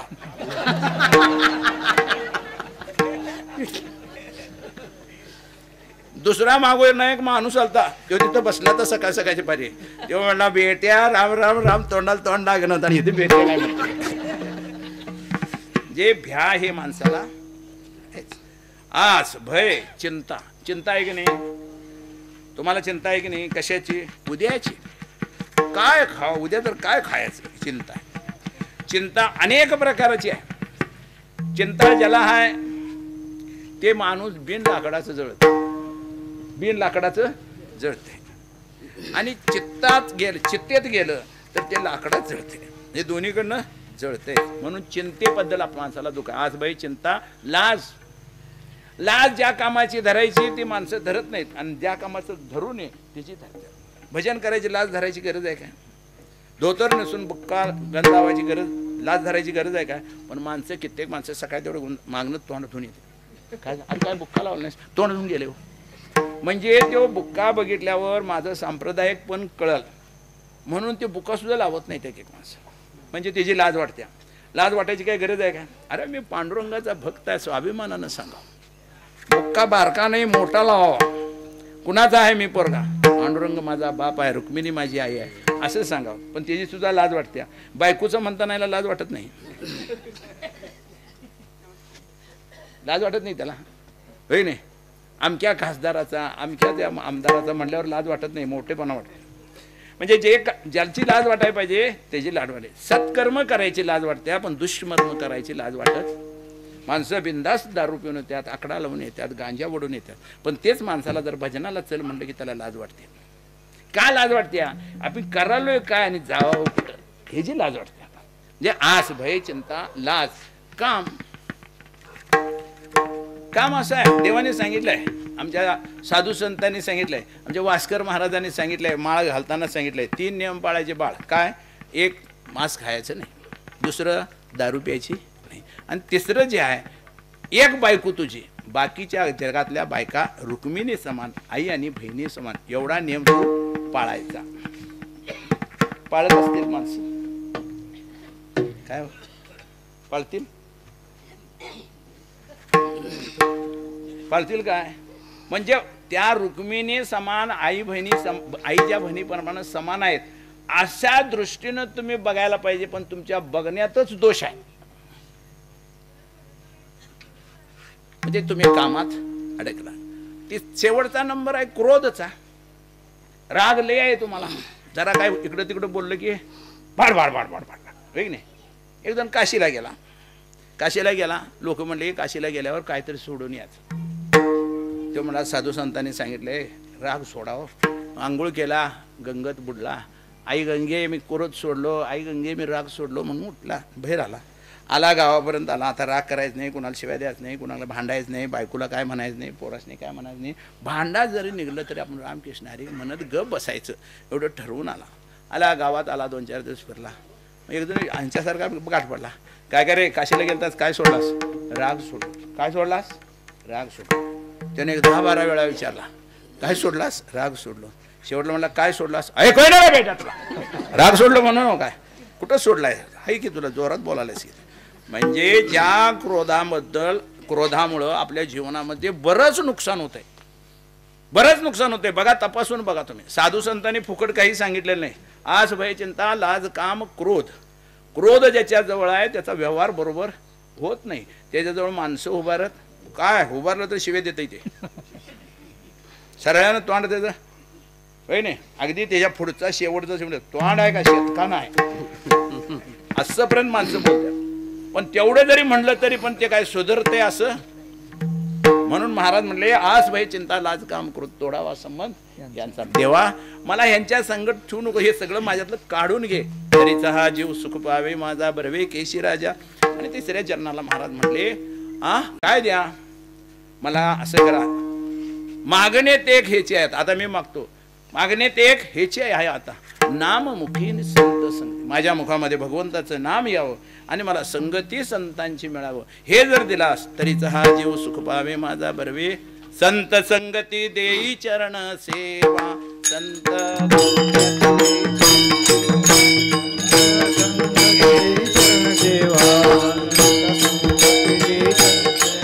जेने तुझा विसर न व्हावा जेने तुझा विसर न व्हावा जेणे तुझा विसर न व्हावा जेणे तुझा विसर न व्हावा हाची भाव माझी आजीवा हाची भाव माझी आजीवा आजी भाव माझी आजीवा आजी भाव माझी आजीवा पूर्वी देवा मनोरथ पूर्वी देवा मनोरथ पूर्वी देवा मनोरथ पूर्वी देवा मनोरथ संत संगती चरण सेवा संत संगती चरण सेवा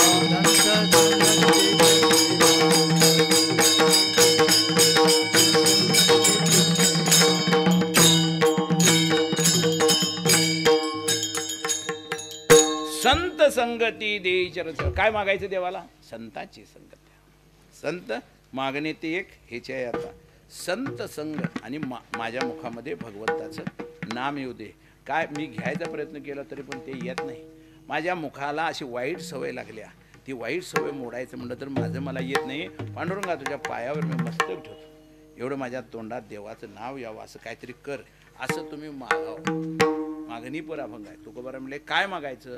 तरीच हा जीव सुख पाहावा. तुम्हाला जर सुखी व्हायचं असेल तर तुम्ही देवाकडे हे मागायचं. नाममुखी संत संग देई, म्हणून म्हणले महाराज संत संगती देई चरण देवा ते हा तुझा विसर. देवा तुझा विसर पडू नये. तुझा विसर पडलेलं बरोबर नाही. तुझ्या आठवण राहावं. हेची दान देगा देवा तुझा विसर न व्हावा. गुण गायीन आवडी हेची माझी सर्व जोडी. आणि तुझा विसर नाही पडला तर मी सतत तुझं भजन करेल, तुझ्या गुणांचं गायन करेल. त्यामुळं पुण्य तयार होईल आणि मी सुखी होईल. तरीच हा जीव सुख भाव. नाममुखी संत संग दे तरीच हा जीव सुख पावे. माझा बर्वे केशी राजा कळू आले. आणि शेवटच्या चरणामध्ये महाराज म्हणतात की तुका म्हणे नको वरपंग देवा. हे सगळं मी मागितलं की नाही, हे नुसतं वरवर काय देऊ नकोस. घ्यावी माझी सेवा भावशुद्ध. खऱ्या भावानं अगदी मनापासनं मी तुझी सेवा करावं आणि तू त्याचा स्वीकार करावा. उगाच काहीतरी जगाला ते अकवायला नाटक करायचं नाही. कारण काय, जगाला दाखवायला केलेलं नाटक देवापर्यंत सुद्धा जात नाही आणि लोक बी खुश होत नाहीत. त्यांना बी कळते काय सगळं सोंग आहे तिची, होय नाही. कळल्याशिवाय खऱ्याची परीक्षा खोट्याची परीक्षा करायला गेलं तर ते परीक्षेला उतरत खोटच असते होते, होय नाही. आता नवीन मिळते बँटेक्सचं दागिने मिळतात. आता बायका सगळं तेच घालायला. कुठं घालायचं? लाख रुपये तोळा झाले. कुठं तरी गेलं आणि ते अर्धा तोळ्याच पडलं तर 50,000 गेलं. त्याच्यापेक्षा बेंटेक्सचं घातलेलं एक नंबर. काय होत नाही हो त्याला. घाला तुम्ही, बक्कळ घालत जावा. 50 तोळ्याचं 60 तोळ्याचं घातल्यासारखं गळाभर हातभर सगळं सोनं घालून जायचं. कोणाला कळतंय? आणि लई कोण सोन्याचं घातलंयस काय, तुला काय कळतं? जबा सोनार होता काय म्हणून त्याला विचारायचं. तर असलं बेंटेक्सचं सोनं घेऊन बाजारात गेलं. तो माणूस घासून बघणार, ते तेजाप लावून बघणार. मग त्या परीक्षेला ते खोटं उतरल, खरं उतरणार. तसं माणूस परमार्थ करताना लटक्यापणानं परमार्थ केला, खोट्यापणानं दंबेगिरीनं परमार्थ केला हां, तर तो कडलं जात नाही. त्याचं मधीच बुडते. नाव बुडल्याशिवाय राहत नाही. मी म्हणतो काय असं ना, लई जमलं नाही, थोडं करावं परी निरे करा. महाराज म्हणले थोडे करी परी निरे करी. निरे म्हणजे खरं करा, खोटं करूच नका. काय करायचं? जगाला दाखवून काय उपयोग आहे तुमचा? हां, काय उपयोग आहे? काय असं एक बाईनं आमच्या गलीला एक बाई खोटं दागिनं आणली. विवेक साज आणली, बोरमाळ आणली, मोहनमाळ आणली, हातात दागिनं, पाटल्या, बिलवर सगळं आणली. आता ते खोटं होतं, खोटं होतं बरोबर आहे. हिला कळलंय खोटं होतं आणि ते पाटच 4 लाख फिराय गेली. घडलेली गोष्ट आहे. तिकडं कबनूरच्या रस्त्याला गेले आणि गेले चालत चालले. अशी मागणं एक गाडी आली. ती मारुतीची गाडी असते की इष्टीसारखं असते बघा, गाडीपिटीसारखी झेन झेन झेन गाडी हो असे ते गाडी आली एकट्यानं दरवाजा उघडला आणि म्हातारी आत ढकलल्यावर बाध्य करून जर जाड होती म्हातारी पडल्यावर दरवाजा बंद न करताना ती गाडी लांब नेली लांब म्हणजे लांब अगदी कोल्हापूरच्या रोडला तिकडे नेली नेताना तिकडं अंधार भागात घातली आणि त्या बाईला अवघा ती ह्याने बी खोटंच म्हणजे सोनारा त्या चोरासने बी खरं आहे काय खोटं कळलं नाही ते चकचक त्याला बघितली की नाही तिथं सगळं काम झालं तिथे नेली बद्या मारली तोंडाचं गाल सुजलं फडा मारून गाल सुजलं असं हा माग ढुंगणावर दिले सपाट आणि शेवटला सगळं काढून घेतलं आणि कबनूरच्या वडात आणून टाकलं मग ना मग आम्ही फिरायला गेलेले माणसं तर कोण बदले ते कोण कणा लागले बघा कोण बाहेर राहायला लागले बघा म्हणून खाली बघितलं ते म्हातारी पडलेले जरा उचलून बाहेर काढलं राडीतनं जरा धुतलं तिला मग ती म्हणली मग ते बहीण सांगितले मी आमक्याची आहे मला इथं सोडा मग लोक रस्त्यावरनं गाडी चालली ती त्याच्यात बसवलं आणि तिथं नेऊन सोडून आला एवढा हाल कशाने झाला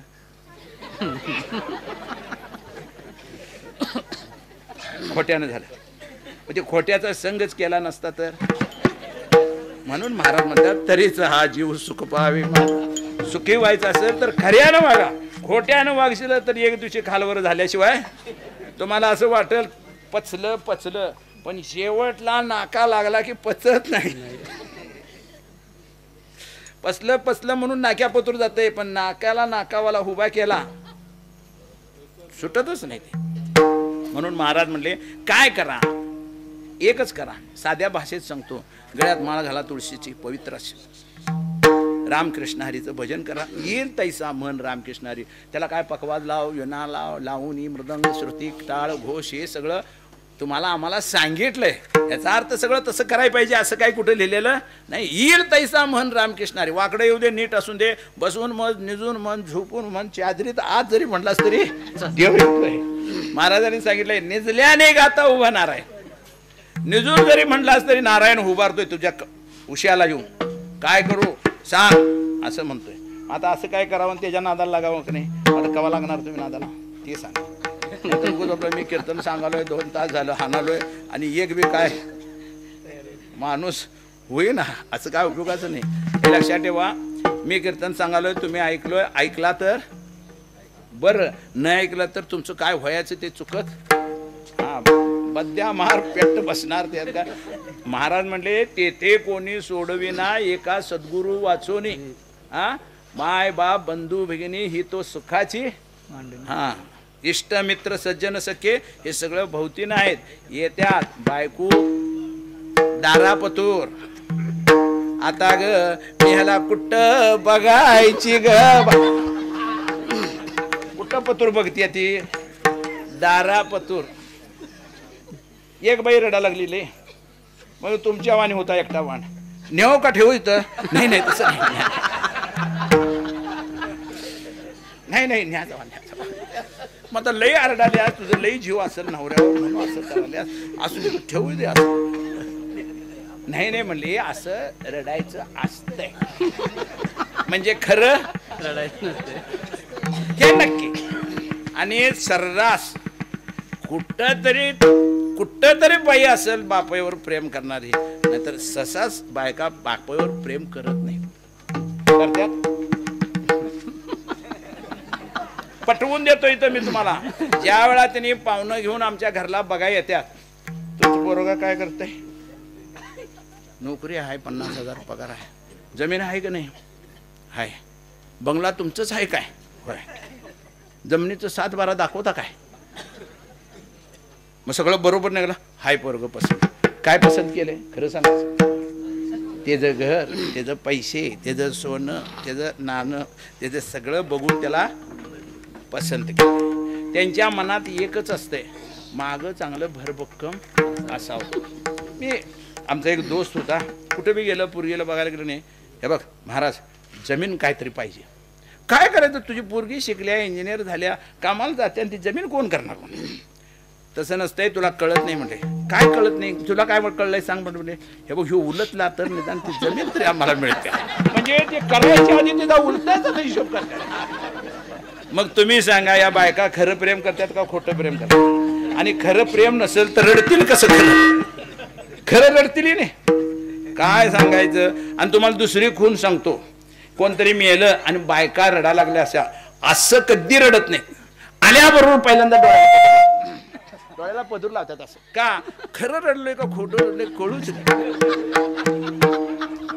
सगळ्याच रडायला काय, त्यांच्या डोळ्यात काय चाव्या बसविल्यात, गळा गळा गळा पाणी आला. असंच ते माणसं खरं रडत नाहीत. सुना तर सासू मेल्यावर खरं रडतच नाही.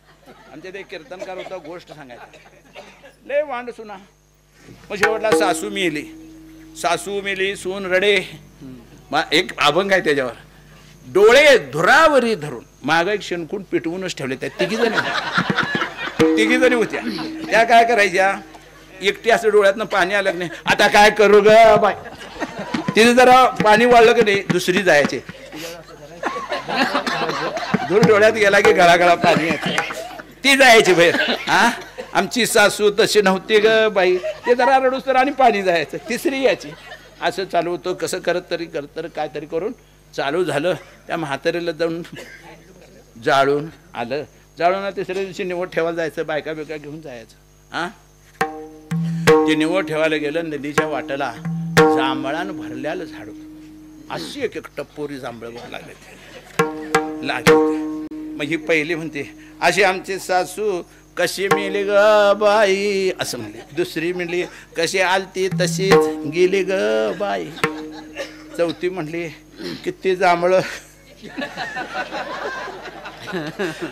असं त्याच्या भावनेनं ती बोलली. आता ते जांभळं लागल्यात असं तर काय म्हणायला त्या बाईला येणार नाही.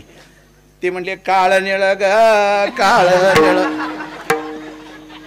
या सुनांच्या लक्षात आलं, काळ निळ जांभळं लई पिकल्या, हे की नाही. दुसरीनं साध काढला, येता येळ ग येता येळ, एकदा तिला भागवून येऊया. आणि आल्यावर मग जांभळं. मग आता ह्या काय बायका खरं रडत असतील? कोणीही रडत नाही खरं. म्हणून महाराजांनी हरिपाठात सांगितल्यात, लटिका व्यवहार सर्व संसार वाया एरझार. हे संसार सगळा खोटा आहे, त्या देवाशिवाय एरझार वाया आहे. म्हणून आता अजून काही वेळ संपलेला नाही. गळ्यात माळ घाला, पंढरीची वारी करा, एकादश करा, रामकृष्ण हरीचं भजन करा आणि कीर्तनाला नेमाने या. काहीतरी झाला तर फायदा होईल, तोटा होणार काय करणार. मधली चाल घ्यायची काय, एकदम शेवटची घ्यायची. आता 9:15 झाल्यात. हरी हा काय शेवट घेऊ. हरी हरी. देवाता ईसा करी उपकार, देहाचा विसर पाडी मज, तरीच हा जीव सुख पावे माझा. बरवे केशी राजा कळो आले विठोबा.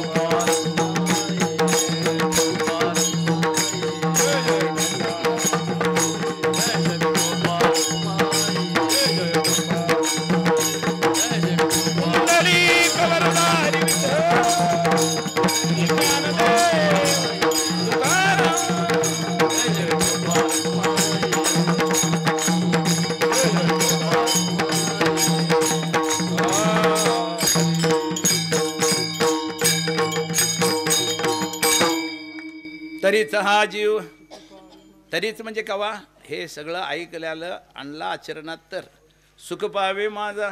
बरवे केशी राजा कळो आले ठाव दे, चित्ता राखे पायापाशी सकळ वृत्तीशी अखंडित. आज बाई चिंता लाज काम करून तोडावा संबंध यांचा माझा. मागणे ते खेचे आहे आता नाममुखी संत संग देई, तरीच हा जीव सुख पावे माझा. बरवे केशी राजा. देव तुकोबराय म्हणतात, मला हे कळलंय तरच माझ्या जीवाला सुख होणार आहे, नंतर होणार नाही. याच्यात आणखीन एक ज्ञानबाची मेघ आहे. सुख हे जीवालाच व्हावं लागते तर तुम्हाला होते, कारण आम्ही जीव आहे, आम्ही शिव नाही आहे. आत्मस्वरूपाला सुख आणि दुःख दोन्ही समानच असते. आपला जो आत्मा आहे त्याला सुखही होत नाही आणि दुःखही होत नाही, पण जीवाला मात्र सुख दुःख होत आहे. तुका म्हणे एका देहाचे अवयव सुख दुःख जीव भोग पावे. सुखाचा दुःखाचा भोग हा जीवाला आहे, स्वरूपाला नाही. आणि त्यामुळं जीव सुखी होणं गरजेचं आहे. आपण स्वरूपानं सुखी आणि आनंद रूपच आहे. आपण आत्मा कसा आहे? आनंद रूप आहे. म्हणून त्याचं कसं ओळखायचं? किती पण दुःख होऊन दे, कोण बी मरून दे, पहिल्या दिवशी जोरात आरडतात, दुसऱ्या दिवशी जरा कमी, तिसऱ्या दिवशी एकदमच कमी. आणि माती सावडून आलं आणि कोण पाहुणं आलं, ते पाहुणं बी म्हणतात तोंडानं सांग, तोंडानं सांग. तू बी आरडू नकोस आणि आम्हाला बी आरडायला लावू नकोस. आणि तू किती आरडलेस तर तो गोरीत बसलेला काही येणार नाही. आणि उगाच का जीवाचा हाल करून घेता? म्हणजे ह्याचं उत्तर काय? आपला स्वरूप जे आहे आनंद स्वरूप आहे. किती जरी दुःख झालं पण आनंदाकडे येतोय आपण, आणि शेवटला आपण आनंदी होतो. आपण दुःख जास्त वेळ राहू शकत नाही. दुःखाचा आघात 1 दिवस 2 दिवस 4 दिवस 8 दिवस एवढाच असतो. तेवढा वेळ कसा कसं जाईल तसं तसं आपल्या मूळ स्वरूपाकडे म्हणजे आनंद स्वरूपाकडे येतोय, आणि शेवटला आपण आनंदी होतोय. जगात कितीही केवढं पण मोठं नुकसान झालं तर शेवटला मी म्हणतो एखादं वर्षभर रडत बसेल, पण वर्षानं का होईना आनंदी झाल्याशिवाय राहत नाही. म्हणून महाराज म्हणले काय की माझं जी सेवा आहे काय कर खरी. तुका म्हणे नको वरपंग काय देऊ नकोस, आणि वरपंग करायचं अशी माझी बुद्धी देऊ नकोस. खोटं जगाला दाखवायला काय करायचं नाही. जे करायचं खऱ्यानं करायचं आणि खरं करायचं. खोलं तर करायचं नाही तर बसायचं गप्प, पण खोटं करायचं नाही. म्हणून तुका म्हणे नको वरपंग देवा घ्यावी माझी सेवा भाव तरीचा जीव सुख पावे माझा बरवे केशिराजा कळवाले म्हणा.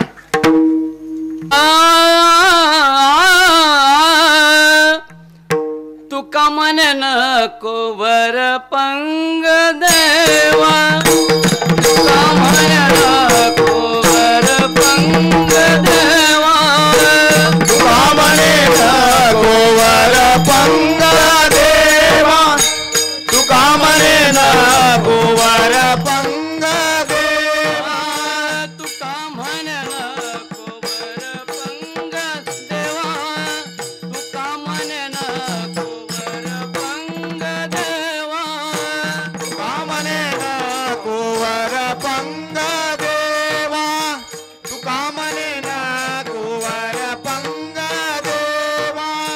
खेई माझी सेवा भाव शुद्ध, खेई माझी सेवा भाव शुद्ध, खेई माझी सेवा भाव शुद्ध, खेई माझी सेवा भाव शुद्ध, खेई माझी सेवा भाव शुद्ध, भाव शुद्ध, तरीच हा जीव सुख पावे माझा, तरीच हा जीव सुख पावे माझा, तरीच हा जीव सुख पावे माझा.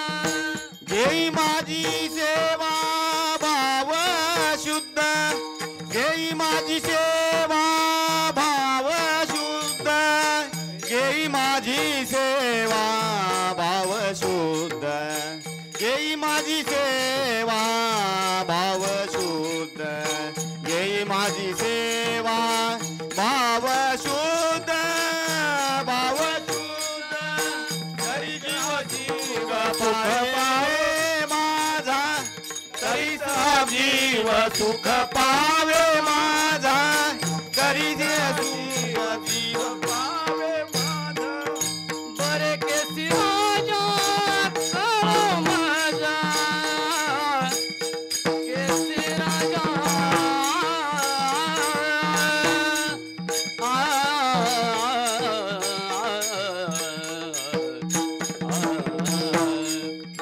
बरे केसी राजा कळाले, बरे केसी राजा कळाले.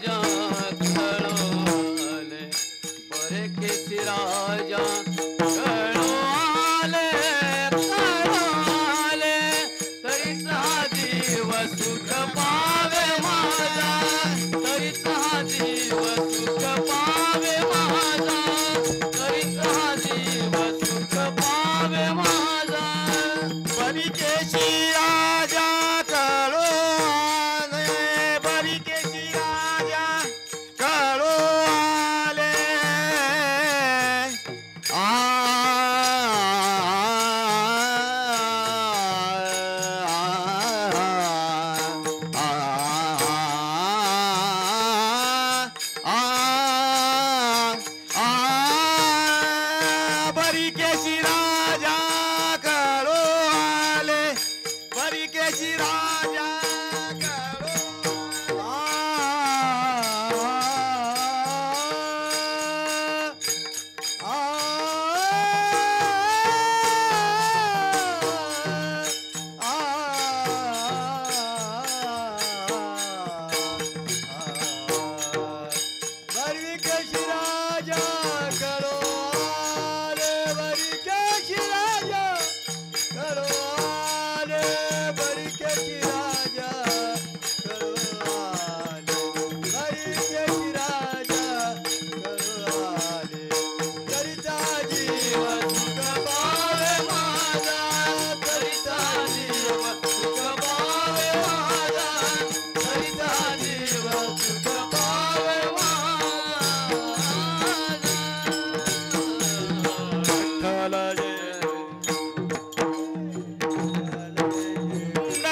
खबरदारी विठो श्री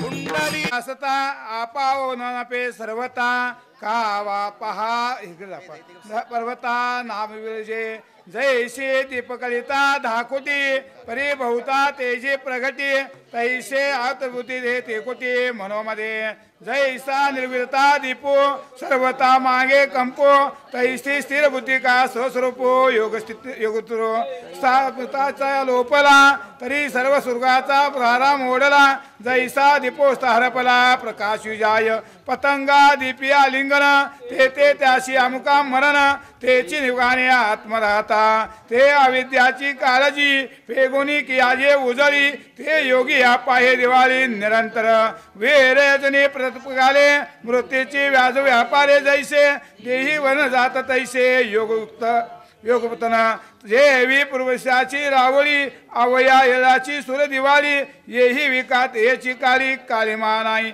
परी तो रमजताची मुतकोळी मग ग्रंथादी उजळी करी माया तत्वाच रावळी मंगल उसवे तो हृदयाचा बापो बेपयाचा वितोबा विपो जया पुण्याचा संकल्पो विश्वरते दीप आणि प्रकाशा एकमेकाची या पाडो जैसा तो माझा ताई जैसा मी तया माझे पाहे पावान का उदेक विकाचे विजया झाके ते असताची काय देके वित्या फुले जो सर्वज्ञाचा बोलावा जो यादव कुलीचा कुलदेवा तो श्रीकृष्ण पांडवा प्रति बोलेला जैसा दीपू देविता परविजो कंपताचे नेहमी नाता निवाजो आदि आणि कुणाची व्यापारी राहत हे तेने कर्पूर चंदना अवतरो ऐसे नेत सुगंधाचा महामेरो मधमेता ते वरंतरो विनतरो दीपामाळे जैसा दीपे विगो विजे ते विसता कवन ते लाविजे तैसा ते मज भजे हे मी ते होणे साके या तत्वज्ञा चोकटा विवी पातले सोबता मग मीची होणे विवटा पुत्रापया चाले हे अक्षरे मिळता वेड्या झाले ब्रह्मग्रहाताची दीपिका अर्जुन जैसे चिगुलाली अवधराची कृष्णे आणि दीपिका गृमे प्रगटे शुभ्रा मिळले हा उदिका खुंदे तैशी विटे दामिनच वैकुंठे दिली आहे मनोने आलवे आशे तेजे मालाने का रवी बिंबाळाने प्रकाश जाय या दारी व्याजुदा करावा व्यापदाचा अंधार पाडावा तो याची मी करावा दीपो जैसा या का स्नेहाचे आतले एके स्थानी दरी जोदो तो माने दीपो होय मातरी काळी कापूर झाला तो परिमाळे जाणा ती हिंगोल्या दीपो देवीला बाहेर टाके श्री गुरु वाजवती का भवनी ते उजळती तया दीपादी हती ठेवीन तेज किंबहुना या परी बाह्य तोजा उदरी आणि ज्ञान दीपांतरी म्हणून श्रात म्हणून साधू भाव जीवनात बाहेर विसती का सुबलताचे ढोलत आलो मालो प्रकाश करे ते तुले हा उपास धरी ऐसा दीपी परी सविंदा जो दीपाचिन्या झगमगा जाळले ते पतंगा मने विनकाविका जया परी उदक होनिया उदकी रसो जैसा गा उलकी दीपपणे अपयशी तेज देशे दीपिका अन्मी राजबाजी धरीची परी वेगळी की कोही दीपाने धरा स्नेहाची बरोबरी आंबोल्या दीपोदो तोरी चार करुणी अंतरी परिसा जाती राघवंता शुक्ती करी वारेती त्रिजगती हे तुझ्या दोन्ही तेज तेजा ना तरी दीप मुलकी दीपाशी कानेकी मादरिया उलकी होय जैसे म्हातरी तिचा दिववा नेलिया कोजिया गावा तरी तो ते पांडवा दीपची एके हे पावने दीपपलिका हे होणे विजय का कार्यत लागे जे तास का तेची आहे जैसा विंगल निराधरे दीप प्रकाशी नाकोये कान विदोनेची सागरे वरवालो जे भवबाजिनी जी का जे प्रमिळाची भूमिका विदार जातवादिका संचले जेव्हा आपण आली आणि व करा आपण तरी ते जीव मुग्ध का कादळी आणि मंद प्रभादीपी म्हणून या सूरजे हरपे ते मृदाला भाकू लोपे का प्रभा जी दीपे मालवलोनी पै दीपा बंबारी का चंद्रबाने का उजळी हे दीपा आल्या प्रगोडी प्रकाशिजे जैसा मादलिया दिवा प्रभरी जाय पांडवा मग उदया तो केदवा तैनेची पावे जैशी समलाची पाडणी एकची दीपा विशल लागणी जाती का देणगे उरले एक पै दीप लावी सयाशे अंगिक घेऊन लावू बैसे तो काय प्रकाशे वेंची जेगा परिहारिसा आपणापणाने डोळा जैशी घेवने का तरी ताची दीपे रत्न पाहिजे अंधारी अभुंग दिवा आडवी समृद्ध वळावा कैसा प्रभू जाणावा कर्मारंभी ते विचार होतने अंगी उभे बनत हाव दारुंगी तो दीपे प्रेम लागी द्वेषी करेल काही को हो का उदका जवळे परी सामनाची बाबोळी काय समर्थ का जळी दीपू म्हणोये जो मुक्ता ते निर्धारिता लाभे ऐकता मुक्तता जैशी दीपे आणि पाहता आपली वस्तू हे असो दीपची या सिद्धी अवघड तो आधी का नजराची विधी जिभेचा ताव मग आपले ते विजय जैसे आई ते दीपे दिशे गुन्हा बिन कर्म तैसे शास्त्र दावी जैशी दिते असे आपुल्या ताई परी दीपेच ना भोग नाही मागून काय काही पाप साता होय उभताची दिन करो प्रकाश जाते अंधकारो का दीप संगे कापुर हो वापुची होय पाहावे दिशे तवरी दिटेना संडे दीपोदरी तरी ते का अवसारी देखावया दीपा ते दीप प्रकाशिते ते ने प्रकाशनीचे निपजे तैसे कर्मा किया मिहा कीजे ते करणे कैचे येत आकाश आणि गिरिजे अमृत केविदा केडीजे का दिव्या औषध दिव्या करविजे दिव्य जैसे दीपे दीपू लाविला तैसा परिंगा तो आला द्वैत ना मोडता केला आपणापणे पारतो येत गुरुत्वा येतसे येऊने जैसे जाणे कोणी न म्हणे रमे प्रकाश दीपपणे प्रकाश आपुला कुंडली कवरधार विठ्ठल श्री ज्ञानदेव तुकाराम श्री अण्णा महाराज की जय.